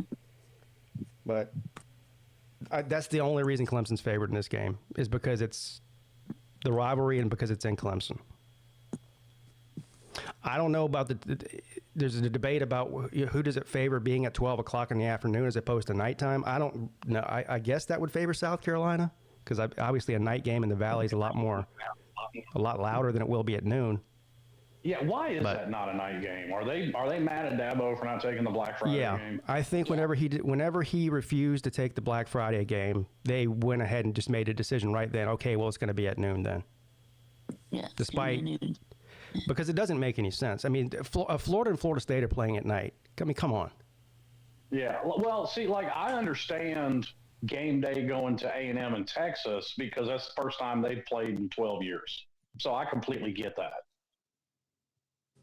I'm not mad at that. I mean, yeah. I'm not mad at that. Although I do think the better one would have been Clemson and South Carolina, but especially especially since A&M lost last week. Yeah, and since they've already gone to And so, but I'm not mad at it. I understand it's the first time they played. It's a big rivalry, blah, blah, blah. And the winner of that goes to this SEC championship. So there is something on the line. But the fact that there's so many games on in prime time with teams who are barely bowl eligible and Clemson's at noon, a top 15 matchup, that doesn't make any sense. Forget what I think. From a viewership standpoint, it's a dumb decision by ESPN. They'll get more viewers at night than they will at noon. Oh. Well, I'm all about pushing narratives. So Florida State is coming out with the dub. You're going to see the biggest turnaround of coach hate in the history of college football. South Carolina's got to take that L to Clemson. Sorry, Jackpot, but go get you some golden flake potato chips or something. I don't know what to tell you. Auburn is going to beat Alabama to continue pushing my narrative. What about Vanderbilt? You think Auburn's going to win? I do, because I think at this point, and I'll give you a reason why. Y'all talked about it a minute ago. Auburn's fighting to make a bowl game, and Bama's pretty much staring at being out of the playoffs. They're going to be in give-up mode. I guess that makes sense. And you think Vanderbilt's going to beat Tennessee? You already said you think Tennessee is terrible, so I'm assuming you think that Vanderbilt's going to win that game. Yes, I've been saying that for weeks. Yeah, that game's in Nashville, too. Yep. Yeah, go Commodores in that. I'm rooting for you, Bandy Dandy. Don't let me down. And if all that happens, I'm going to be insufferable on the internet all off season. All off season. That's a similar game for Tennessee as it is for Clemson. Yes. Because if they beat Vanderbilt, there's still an outside chance they can make the playoffs. But if they lose, they're definitely out. I think most people think that there's going to be 3 SEC teams. Now, obviously, some people think more, but I think it's going to be 3. And right now, as it sits, yes, Tennessee would be that third team to get in. All right, so let's assume the 2 teams that play in the SEC championship both get in, and there's going to be a third. If Tennessee wins against Vanderbilt and South Carolina beats Clemson in Clemson, who gets the nod, Tennessee or South Carolina? Probably Tennessee, because they would be a 2-loss team against a 3-loss South Carolina. Who would have the better resume, though? I don't know. And well, let's see. Tennessee beat Alabama. South Carolina. But that win is looking less impressive as the weeks go by. South Carolina would have wins over. Lost to Alabama. So. Who is South Carolina's best win? That's A&M. Okay, they would have a win over A&M. They would have a win over Clemson. Let's see. Now, here's the other question. Is the committee going to give South Carolina credit for the LSU game that they should have won? They got screwed over. If they actually look at the games, they should, but I'm not sure that they do. Well, I don't think they will, because they haven't as far as the rankings go right now. I think South Carolina, if you take that LSU game into consideration, should be ranked ahead of Clemson, but they're not. I mean, what's Clemson's best win? I don't know. Yeah, exactly. Virginia. Yeah. Pitt? Man, I don't know.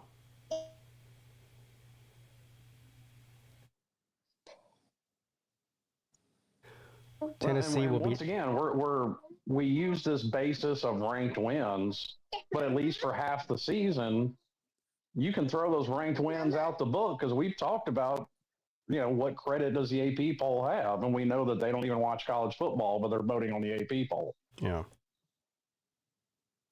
That's why I think that's why I say, like, people talk about the subjectivity in football. It's so far beyond subjectivity. It's basically idiocy. It is, yeah. Idiot. There's definitely some bias when it comes to certain conferences and certain teams. There's no doubt about it. They can say there's not, but there definitely is. I don't think there's some sort of conspiracy inside the College Football Playoff Committee for the SEC or the Big Ten or anything.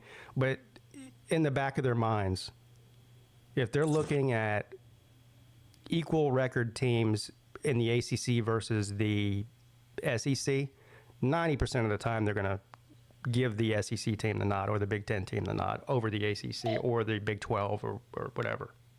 Yeah, well, I mean, I've said it before. I think it's less conference bias and it's more brand name bias. That too. And there are more brand names in the SEC. Yeah, and you know what? Clemson might have been a beneficiary of that this year, as highly as they're ranked.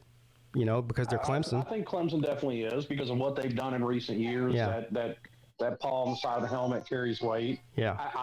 I've called it out for Miami. That U on the side of the helmet carries weight.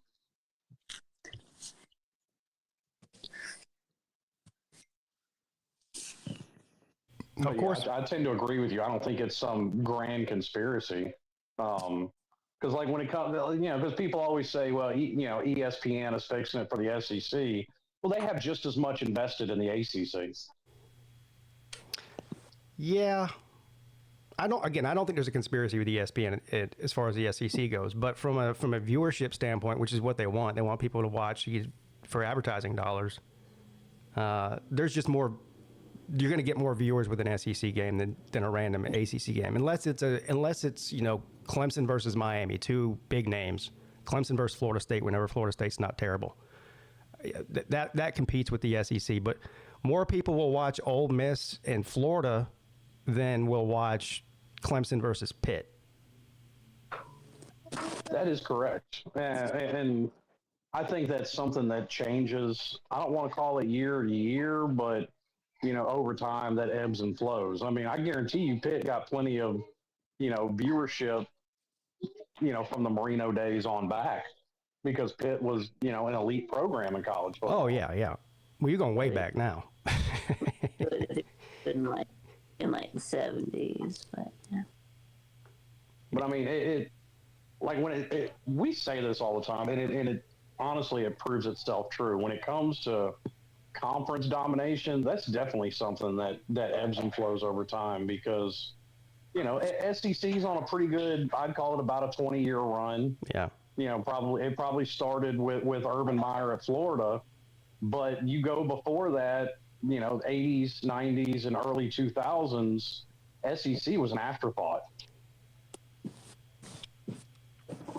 I did see a stat this morning someone posted on Twitter. I can't remember who it was now. But it was a list of how many teams the SEC has lost to teams with losing records compared to how many teams in the Big Ten have lost to teams with losing records. And it's like 8 for the SEC and maybe 2 for the Big Ten. Oh, yeah, SEC, and I reposted this on Twitter yesterday. Somebody pointed it out. They're 2-5 against bowl-eligible non-con. 2-5. You mean 2-5? You mean they've won 2? The SEC against other conferences has won 2 games against bowl-eligible teams. One of them's obviously Clemson. Clemson and Georgia is one of them. I don't have it pulled up in front of me because they had it listed, but okay.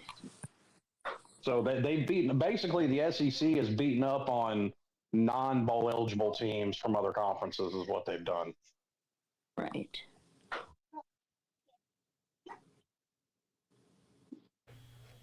Yeah. But it's like we said at the top of the show. It's all about perception. Miami loses to Georgia Tech. ACC is trash. Bama loses to Oklahoma. SEC is just tough. Yeah, it's tough. Yeah. Yeah. It makes it funnier too whenever. And we're guilty of this with the ACC. When SMU came in and, they're about to make it to the ACC title game in their first year, But we were all saying they're not ready for the big boy conference yet. Well, clearly they are. Well, Alabama fans ran around all offseason talking about how Oklahoma wasn't going to be able to compete with these big teams in the SEC, and then they destroyed you. Yeah, well, fans of SEC teams said that about Texas all offseason. Y'all aren't ready for that SEC grind, and then they gave they probably got at least a 50% chance of winning the conference. Yes, at least. Yes, and then they gave Texas an easy schedule. Yeah. No. I was told there are no easy schedules in the SEC. Well, I mean, okay, but they were given like the easiest schedule or one of the easiest. Yeah. Yeah. See, I don't blame that that's not Texas' fault. Right. Just like it's not Clemson or Miami's fault that Florida State's in the toilet, and we both played them this year. Right. Yeah, and now it's also not Indiana's fault that the Big Ten gave them what they gave them either. Yep. And what do we say all the time? All you can do with bad teams is beat them. And Indiana has won by an average of 35 points a game. Yeah. Almost. I agree. I am not. I think I agree with Slim on this. I think the loss to Ohio State, now everyone's like, see, Indiana was no good the whole time. They were just a beneficiary of their schedule. They're not a playoff caliber team, blah, blah, blah. I think that they are better than the score reflected this past Saturday. I do. Yeah. I mean, they're if you look at common opponents between them and Ohio State, they blow Ohio State out of the water when it comes to common opponents. Now, obviously, they played head-to-head, and it is what it is. But when you look at it could be a stylistic mismatch. I honestly think one of the biggest factors in it, and this is just me, people can chime in what they think. I think that stage was a bit big for Indiana. The whole country staring at them, and I think that put pressure on Indiana that they're not used to. Yeah. And we have another common opponent this weekend. How bad did Indiana beat Michigan? What was the score of that game? Now, that one I think was only like 5 points or something. Okay. That was the closest game that they had played in all their wins. It was on the road, though. I think it was in the Big House. I believe it was in the Big House.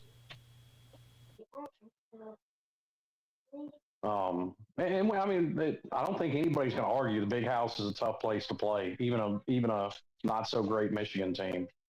Todd Gwynn says, in my opinion, the best two teams are Ohio State and Oregon. Well, hell, they might be the best two teams in the country, let alone the Big Ten. Miami broke some more records this weekend, Pete. Speaking of which, what?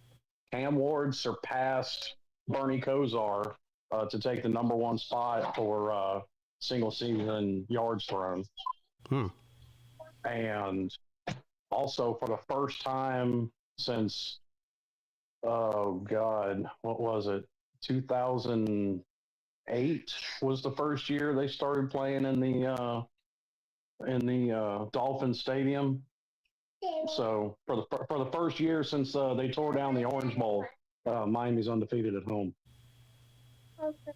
Wow. Yeah, that's another one. Oregon, the Big Ten fans, they think they're going to come from the Pac-12 to the Big Ten and be able to do something. Yeah, well, and that is true for Southern Cal, but I'm not sure Southern Cal would have been worth a shit if it was still in the Pac-12. I just think they're bad. Probably not.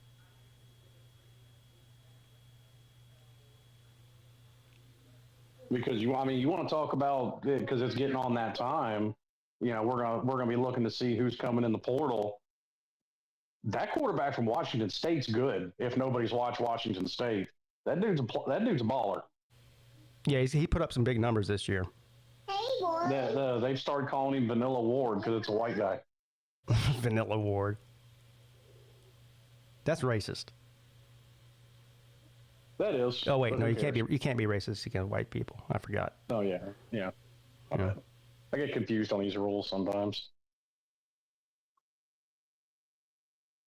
But it does shoot down the narrative. We saw it in every conference with the conference expansion. There's teams that came into these other conferences and all of them, really. I mean, even in the Big 12. the ACC with SMU, the Big 12 with BYU and Arizona State, and I guess Colorado to a lesser degree. Oregon going to the Big 10, Texas and Oklahoma going to the SEC, or Texas mainly, not Oklahoma, but it's happening every. This is why all the time that people were telling me that Clemson wouldn't be able to compete in the SEC, I'm like, it doesn't matter. Good teams can compete in any conference. Right. It doesn't matter. Now, having said that, Clemson probably would have at least one more loss than they have now if they were in the SEC this year. I'll give them that. But it wouldn't be like a drastic. It wouldn't be like they were playing for a bowl eligibility this week or anything like that. I'm not even certain they would have one more loss. I mean, it's a maybe, but I think there are plenty of teams in the SEC that Clemson matches up well against. Oh, look who's here. What's going on, guys? What's up, Octavian? Yes, it's that week, sir. It's that week. It's that week. Hey, man, how do you feel having to tote that big old L to Florida State this weekend? Sir, we're not losing to Florida State, sir. Y'all not going to let that Russian quarterback beat you, are you? Oh no, the Florida State they played a local middle school team this past weekend. Yeah. Hey, but that's how you build confidence going into a big game. They're gonna get killed this weekend.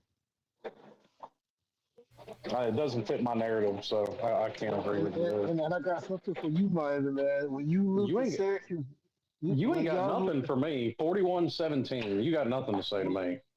When Syracuse knock y'all off the playoffs and they storm the field next weekend, y'all be through. Clemson is going to beat South Carolina by 30.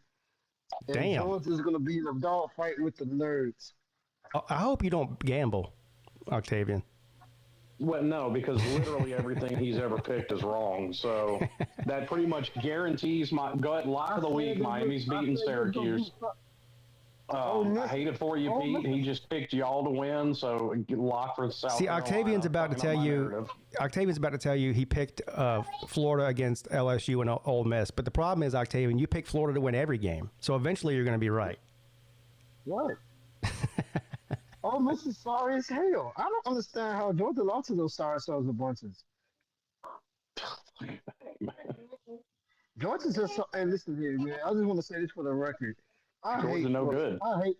I hate Florida State, and I damn sure hate Georgia. I damn sure hate them. Do you hate South Carolina too? Because you just picked Clemson to beat them by 30, which nobody's picking that. I hate those cocky sons of guns too. I think he just put the jinx on you, Pete. Yeah, definitely. No. I don't think so because man, South Carolina is sorry. If you shut down they running attack, they sorry as hell. They can't throw the ball. Their defense is okay, but you know when you break their spirit, you know they let loose like water. Yeah, I don't know about they're over the last 5 games. Lenore Sellers has like the highest passer rating in the country. All you gotta do is blitz him one good 2 or 3 times, and he'll throw a couple interceptions. I will say, during the first half of the season, South Carolina's offense was non-existent. They were ranked in the hundreds offensively, but they've made a big turnaround offensively in the second half of the season. Well, yes, but okay, and I'll throw back at you what we hear all the time. Who have they played? Yeah, who have they played? Well, that's right. They played Alabama and Tuscaloosa, almost beat them. Should have beat LSU. Yeah. No, the last 5 games. Last 5 games? I don't know. I guess a terrible Missouri team. Yeah. Something called Wofford. Yeah, you're right. They got blown out by Ole Miss too, didn't they? No, they did. Hell, they didn't even score a touchdown. I don't think it was like 30-3. They didn't. 37-3. Yeah. What a shame. I wish we played those guys. We'll work the floor with South Carolina. Ooh. I don't know. I think both of those teams are kind of fairly well matched. I think they're both pretty good defenses, and they both have some offensive struggles. Jackpot's taking offense to the fact that we're calling Missouri terrible. Well, Missouri Okay. is terrible. Just tell it like it is. They're horrible. They're mediocre at best. Maybe terrible is a little bit strong, but they're not good. We can agree to settle on mediocre. Yeah, mediocre at its best. That is one of those.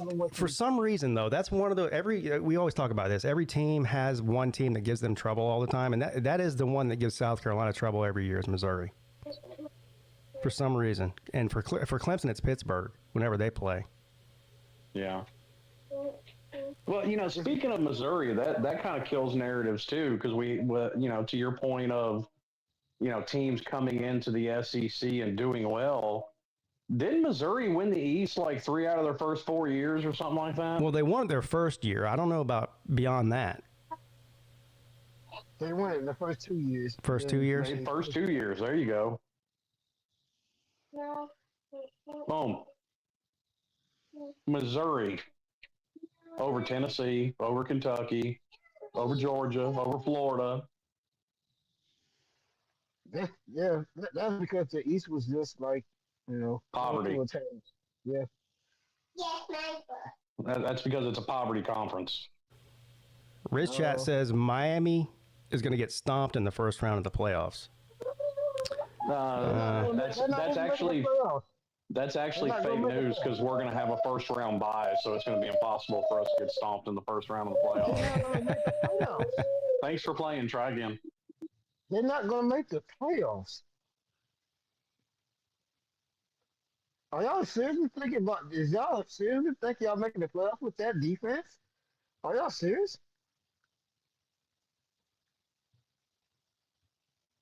I just don't understand that. With what defense? You mean that top 15 total defense in the country? Yeah, I do. Jesus. Go argue with the numbers. Go argue with the numbers. Top 15 in the nation, sir. Y'all not going to beat SMU, and y'all damn sure not going to beat Clemson if Clemson makes the championship. I'll give SMU credit. They're a good team, but people tend to forget that they went to overtime with Nevada. They should have lost to Duke. With Duke. Yeah. They're not some kind of world beater. They're just not. And they struggled, what was it, last week? Not this past week, the week before. The week before against Buckeyes. They did. So. SMU won me some money. SMU won me some money this year on football. I really appreciate the SMU Mustangs. They get a Christmas card from me this year. They do have a good offense, SMU. They can score. So that does well. They do match up well against Miami in that respect. That'd probably be a high scoring game too. I say we take their offense. I say this all season, Billy Lippy need to hire their offensive coordinator. I think if we get their offensive coordinator, we'll be all right. You're not getting our offensive coordinator because he's fixing to be the next head coach at Rice. The next head coach at Rice? Yep. I mean, if the report that came out a few weeks ago is true, they offered it to him and he was open to it. So looks like he's going to probably be the next head coach at Rice, but we'll see. Why is the SMU quarterback not being mentioned in the Heisman race at all? Doesn't he have like crazy numbers? Let me look this up. I couldn't tell you his numbers off the top of my head. He started in the middle of the season. I don't think he would be. Okay, that's why. Don't forget, they started the year with a different quarterback and then made a quarterback switch. All right, well, that answers my question. And that's why he's not being talked about. No, I think the top two quarterbacks, to me, like there's such a gap in their numbers that I don't get it.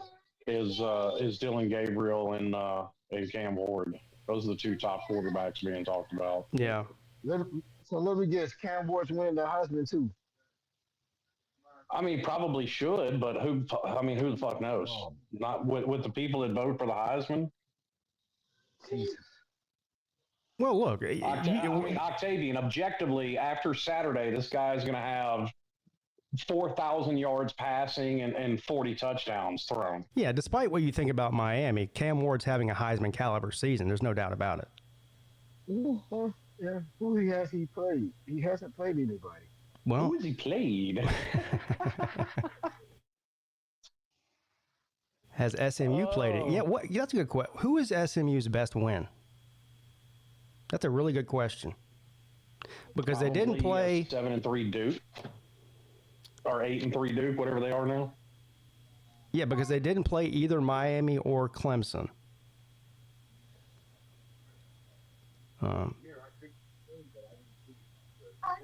Pitt? Yeah. Oh, yeah. They destroyed Pitt. Yeah, that game wasn't particularly close. Although Jackpot says Louisville. Than Duke, so it's got to be Duke. Louisville's probably their best win, I think. Louisville's a 4-loss team. Duke's still only a 3. That is true. I think Louisville's a better team, though, than Duke, despite the record. I tend to agree with you, yes. And they have a better win on the road at Clemson by 10 points, and they went down to the wire with Miami. Yeah, I think Louisville's better. Wow. I think SMU wins the ACC championship, and that just. Louisville's definitely a better offense. That's a top 12 offense in the country. That's where people's narrative on Miami's terrible defense falls apart. Is you play teams like Louisville with a really good offense. Oh, your defense just sucks. Well, no, it's a really good offense. What happened against Georgia Tech?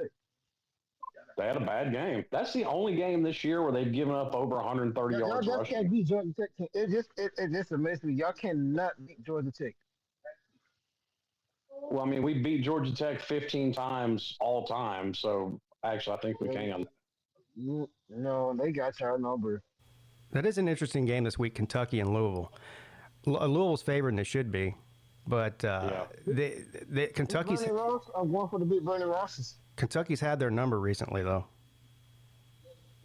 Yeah, Kentucky might suck this year, but I think they get a good upstate victory.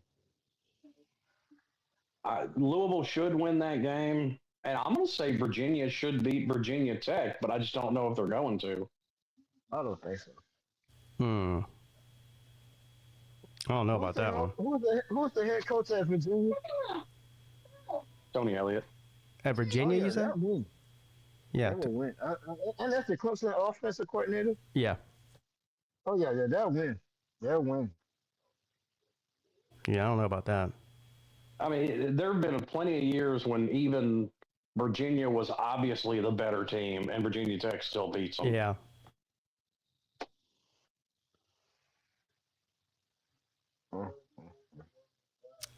Who's going to win out of Florida and Florida State? That's what I really want. Florida State. Really? The line on that is huge, by the way. What time is that game? Oh, it's at nighttime. That's right, for no reason. Yeah. Nighttime game. I'm going to the game and talk trash to these FSU fans and make their. Now hold on. Now, how is Florida only a 15-point favorite against Florida State? Yeah, they local win against the local middle school team. They found themselves some confidence. I guess. This game is in Tallahassee. Are you going to it? Oh yeah. You are? Oh, yeah. Well, considering they didn't play a local middle school team, Charleston Southern is from this place called Charleston. I wouldn't call that local to Tallahassee. That's a local middle school team. It's local for me. It's about 10 minutes away from my house. They had South Carolina playing Wofford. Who scheduled these games? They played Wofford. Who's Wofford? You do realize Florida. You realize Florida scheduled those teams too, right?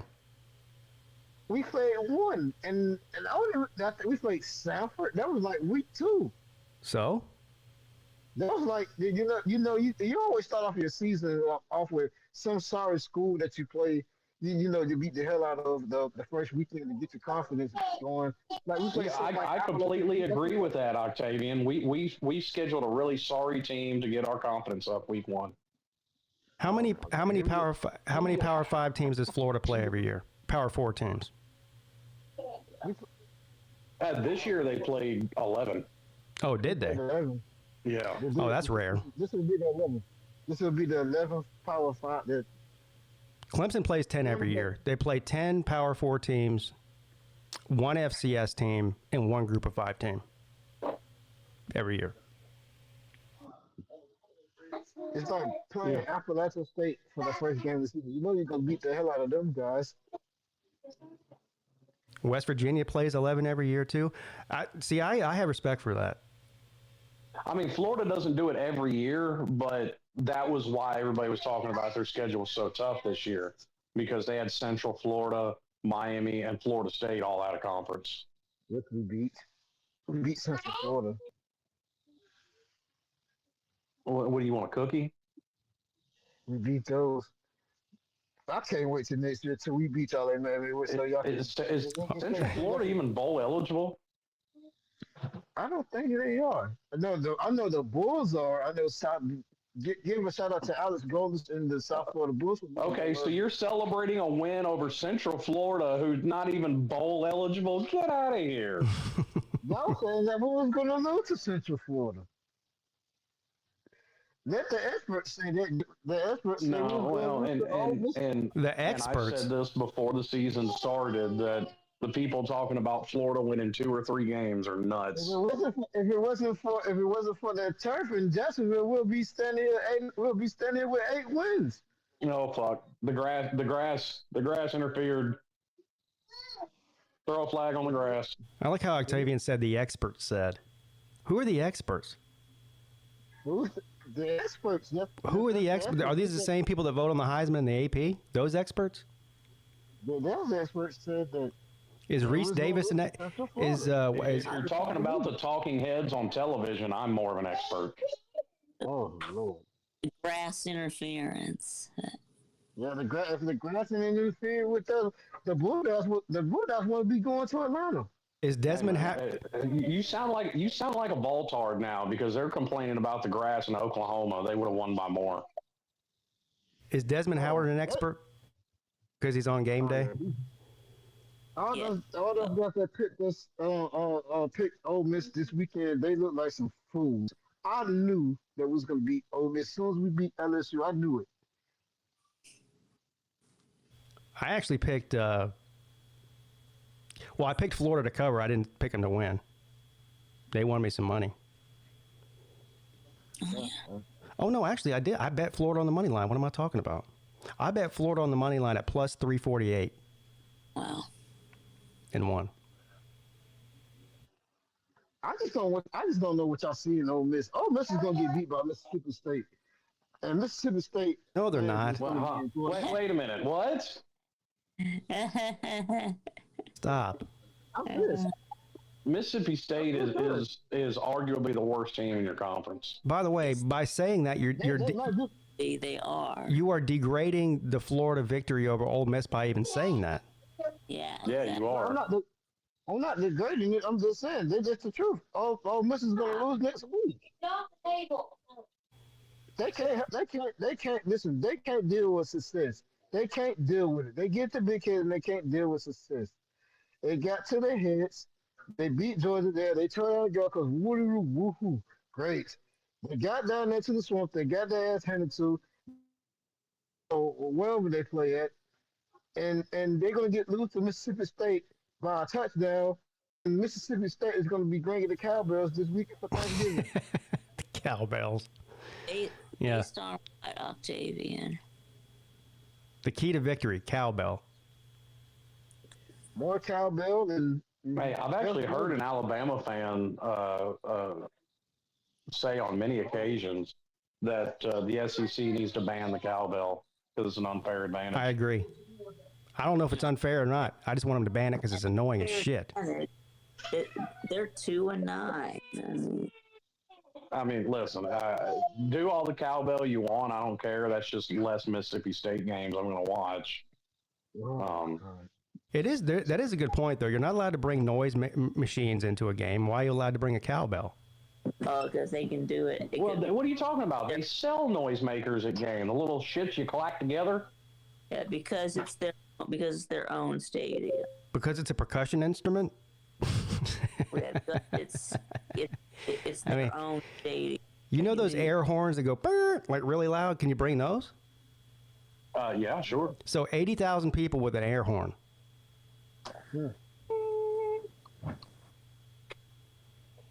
Alabama's in the dumps, ain't they? Alabama's what? Almost as bad as Florida. No. I think he's right, man.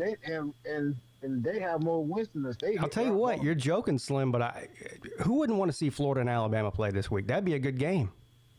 That would be a good game. Probably, yeah. We'll beat the dogs, not proud of them. And I hear from our Clemson Tide brethren about how bad as Alabama is. I think we're going to find out real quick this offseason who was a Bama fan and who was a bandwagon. And guess what? And if Alabama lose the first game of the next season at Florida State, then they're really going to be upset. How about the guy that told me last week that the only reason I have a YouTube channel is because of Dabo Swinney? Oh, yeah, I saw that. And then he doubled down on it and said, if Dabo Swinney got fired tomorrow, my YouTube channel would go away. Wow. He's got no idea how YouTube works at all. It really doesn't. If Dabo Swinney got fired tomorrow, I'd probably double in subscribers overnight. Yeah, you probably would, because people would be coming to watch your reaction to Clemson going down the toilet. No, he's one of these. You were broadcasting that Clemson game, and all of a sudden there was 800 people in here because Clemson was losing the game. Yeah, exactly. Jackpot. That Lousville game. That was a very entertaining game, man. Jackpot said he owes his channel to Will Muschamp. Yeah. Wow. Jackpot, Jackpot. This week, I highly suggest you. This is what I do. This is what you're gonna do. You're gonna get you a case of beer. You're gonna watch this Clemson game. Now, when Clemson start beating you by 15 or more points, just talk about the tip products and everything, because it's gonna get ugly for South Carolina. Yeah, I was already picking South Carolina to win, but I'm picking them to win big now since you're picking Clemson to win. So. Yeah, you might as well take South Carolina on the money line at this point. He's got Mississippi State beating Mississippi. Man.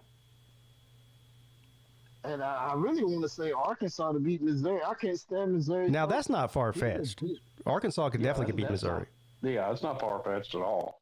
And, I don't think Auburn beating Alabama is far-fetched. Auburn's hot after a win at Texas A&M.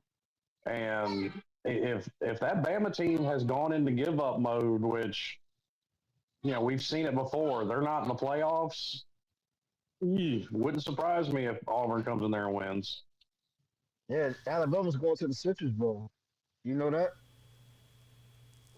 Jackpot says, I don't know if Clemson can score 15 points. Well, the over-under is 49.5. So. Man, South Carolina won't score more than. Let me say this: South Carolina won't score more than 16 points. There are days I really think Jackpot knows his football, and then he says dumb shit like that, and he makes me think he's an idiot all over again. Oh my God! Well, I don't think he's an idiot, but I think Clemson's going to score more than 15 points. Yes, I tend to agree. Well, I don't. Once again, that was my point. I don't think Jackpot's an idiot, but then he says dumb shit like that. Actually, I'm going the other way. I think it's going to be like 30 to 27 or something. I think it's going to be a high score. I think it's going to go over the 49. Y'all should have seen his reaction when South Carolina lost to Alabama. That was priceless. When what? When South Carolina lost to Alabama, he did it live, and it was priceless. If he goes to the Clemson game, I really hope Carolina Jackpot goes to this game. That would be hysterical. That would be hysterical if South Carolina loses on the last drive. I don't know if he's going. Jackpot, are you going to the game? He's already been to 2 games this year. He went to Vanderbilt and to Alabama.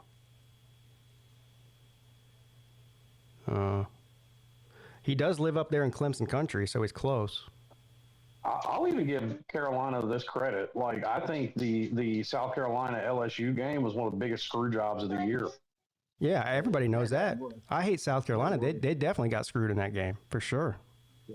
They did. Now, what's bigger, the South Carolina LSU game or the BYU Utah game? Ooh, That's a tie. yeah, both of those are epically bad. Yeah.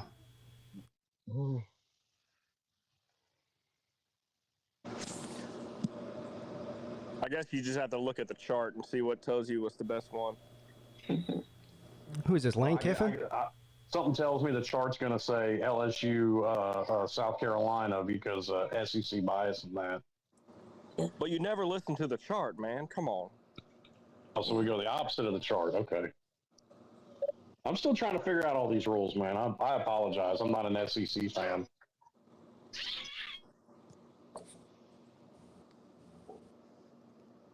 Wow. Nick says South Carolina wins 20-17. So you're taking the under. You said 20-17? Yeah. Oh, they way off. Yep, that would be the under. Yeah. That's way off. Clemson scored like 38 points. Damn. Hey, Colby, y'all aren't going to lose to the nerds, are you? No. Oh, those fuckers has been getting weak. They've been getting lucky every week. We're not losing to the nerds. If y'all lose to... Have you ever seen a night game on Friday in Sanford Stadium? No. Yeah, me either. No. But we're not losing. Yeah, me either. Listen here, Kobe, man. Y'all have been getting lucky week after week. Week after week. Y'all lost to Ole Miss. Y'all barely escaped Tennessee. And if it wasn't for that grass and Jacksonville, y'all be sitting here with y'all be sitting here with 3 losses. I mean, Oh, is that Octavian? By 2 touchdowns. Yeah, it's Octavian. Camera on, but it was close to his forehead. No, we're not losing to Georgia Tech. I mean, here's the thing. If the Georgia that showed up against Kentucky shows up, you damn well could lose that game. Yep, but if the Georgia that played Tennessee shows up, or the You'd be Georgia all right. that shows up, then Yeah, well, congratulations to all the Florida fans that ruined the Rebels' dreams. If Georgia Tech beats Georgia, you might have to mute Sea-Dog on YouTube. And Rectal. yes. I really hope Georgia Tech does pull off the upset. That would be amazing. Yeah, I know you. Yeah, I know you do. Hey, listen, I don't think it's going to happen, but God, does that push my narrative. Well, Okay, what crazier things have happened. I mean, we saw this past weekend and what can happen. All right. So what's the narrative? SEC equals mid. Okay.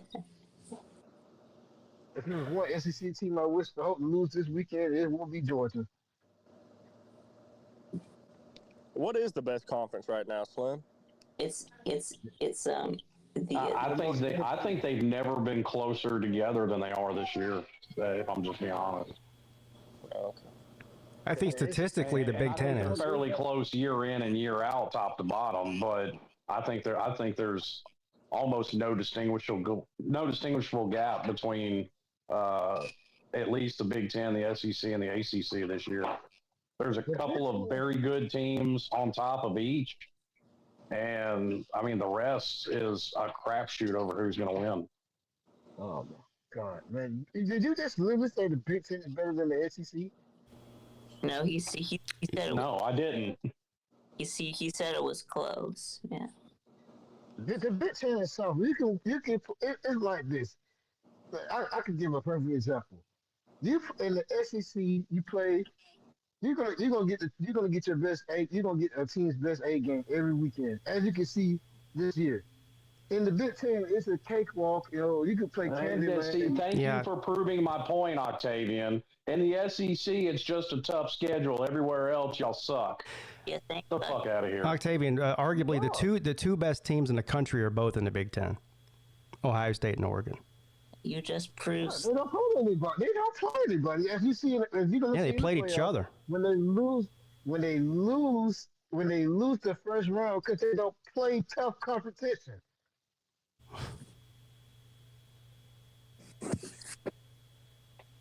It's gonna be an SEC like I said, it's gonna be an SEC and an ACC invitation coming soon. Slim, you better listen to Octavian. Are you writing all this down, Slim? No, he's not. No, I'm not.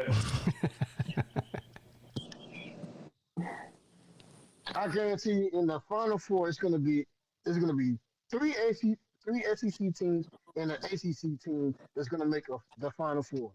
No, there'll be two. Hold on now. Did you just say that there's going to be 3 SEC teams in the Final Four? That's what he said. Oh my You know what, God! Octavian, I tried to have you back for a minute, but you're on your own now. Yeah, we tried. Why not just make it all 4? Like, if 4 teams from the SEC get in, they just play for the national champion. It's going to be an SEC versus SEC national championship.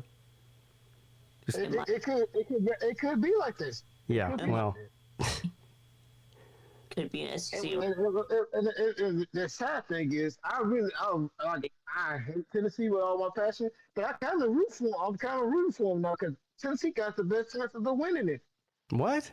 What? What? I don't know what to say. You're writing this down, Slim, right? You're writing it down. You know what, Pete? I want to thank you because by doing this, you've made the greatest anti-drug ad in the history of the world.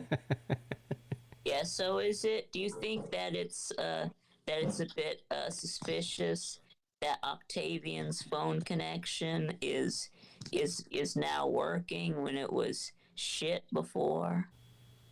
Yeah, I think he blamed that on a hurricane or something. I don't know. Trump wins an election, and all of a sudden he's got good cell phone reception. Coincidence? Me thinks not. No, I think it was after they beat LSU and Ole Miss. But yeah. Yeah, a lot of that going around. Trump won the election. Volusia doesn't have a VPN anymore. Yeah, man. Trump won the election. Florida beat Ole Miss and LSU. Yeah.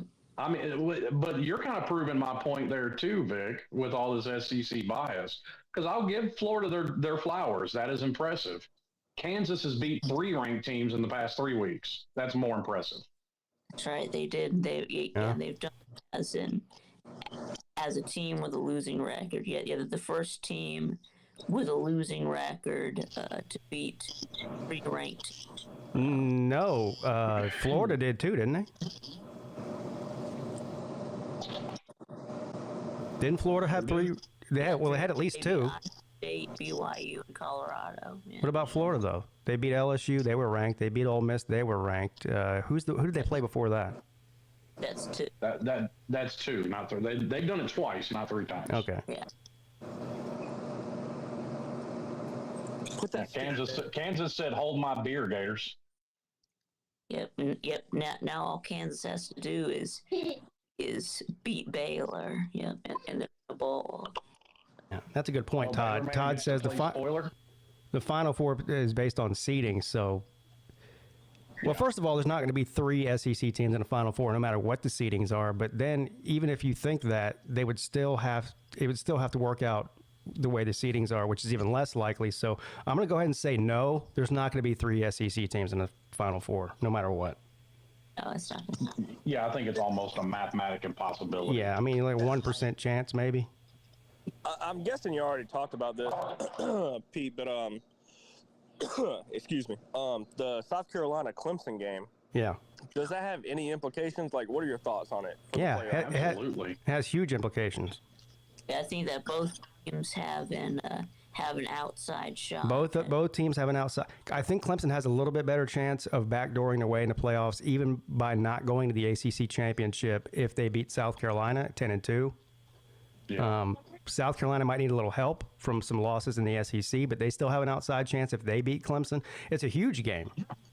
Yeah, I think it would take for South Carolina to get in. Not only would they need to beat Clemson, and I think they would need some style points to do it. So they would need to do it handily. but they also need Tennessee to go down to Vanderbilt. Tennessee to go down to Vanderbilt, Texas to beat Texas A&M. A&M will be out for sure, although A&M might already be out, unless they win the SEC. Right, they need.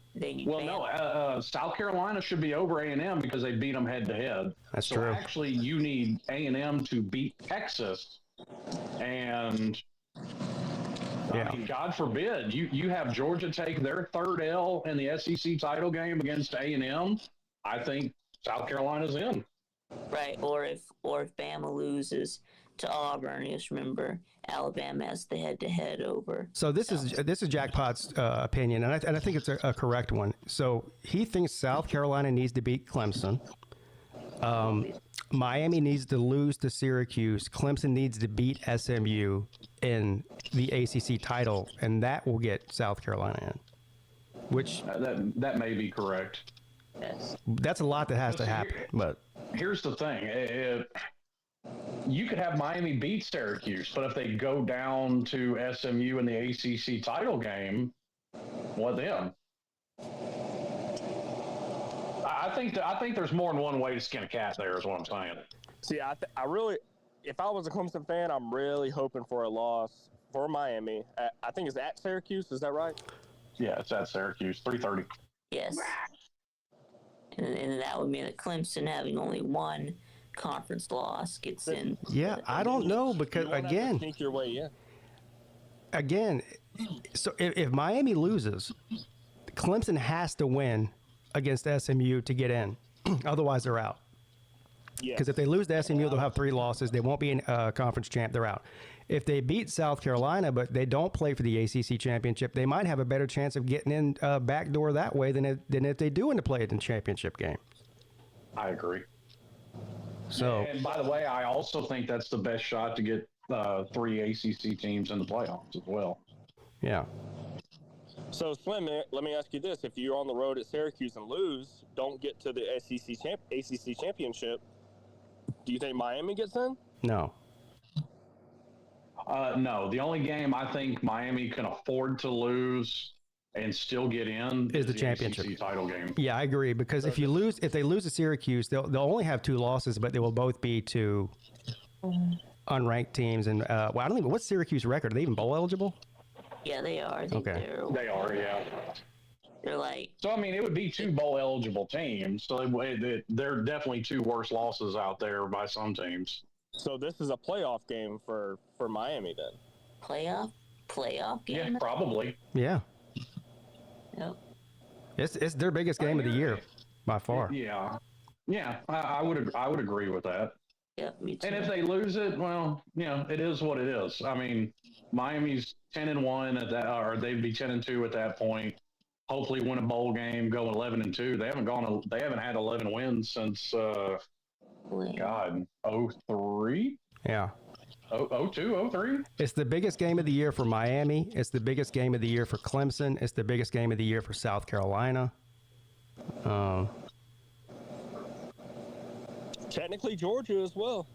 Well, it doesn't. You're still going to the SEC championship either way, so that doesn't affect that. If we lost, you're right. to, you're right. But yeah, so if we lose to Georgia Tech, then that means that we have to win the SEC. And I think they will. I do. I think Georgia will beat either A&M or Texas, whoever they play. I agree. Yeah. I agree. I would normally agree. I think it will be tougher for them to beat Texas a second time. Yeah, I don't know. Without Quinn Ewers, though.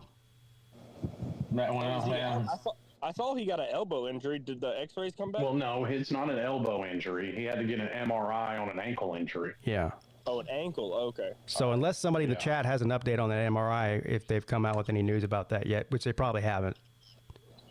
Which, I mean, here's my argument. If the playoff committee is going to be consistent, Texas should be out of the playoffs no matter what, because their starting quarterback is out injured. Yeah. Except if they win the SEC, they're getting it anyway. So. Yes, that would have been true, and that was a 4-team playoff. But. Yeah, but if FSU had Arch Manning, it doesn't matter. Perception is reality, and the narrative is going to be that they should be out because Florida State was out. Can you stop Perception yelling is at me, reality. please? Vic, please tell Slim to stop yelling at me. I'm not yelling. I'm talking quite normally. Oh.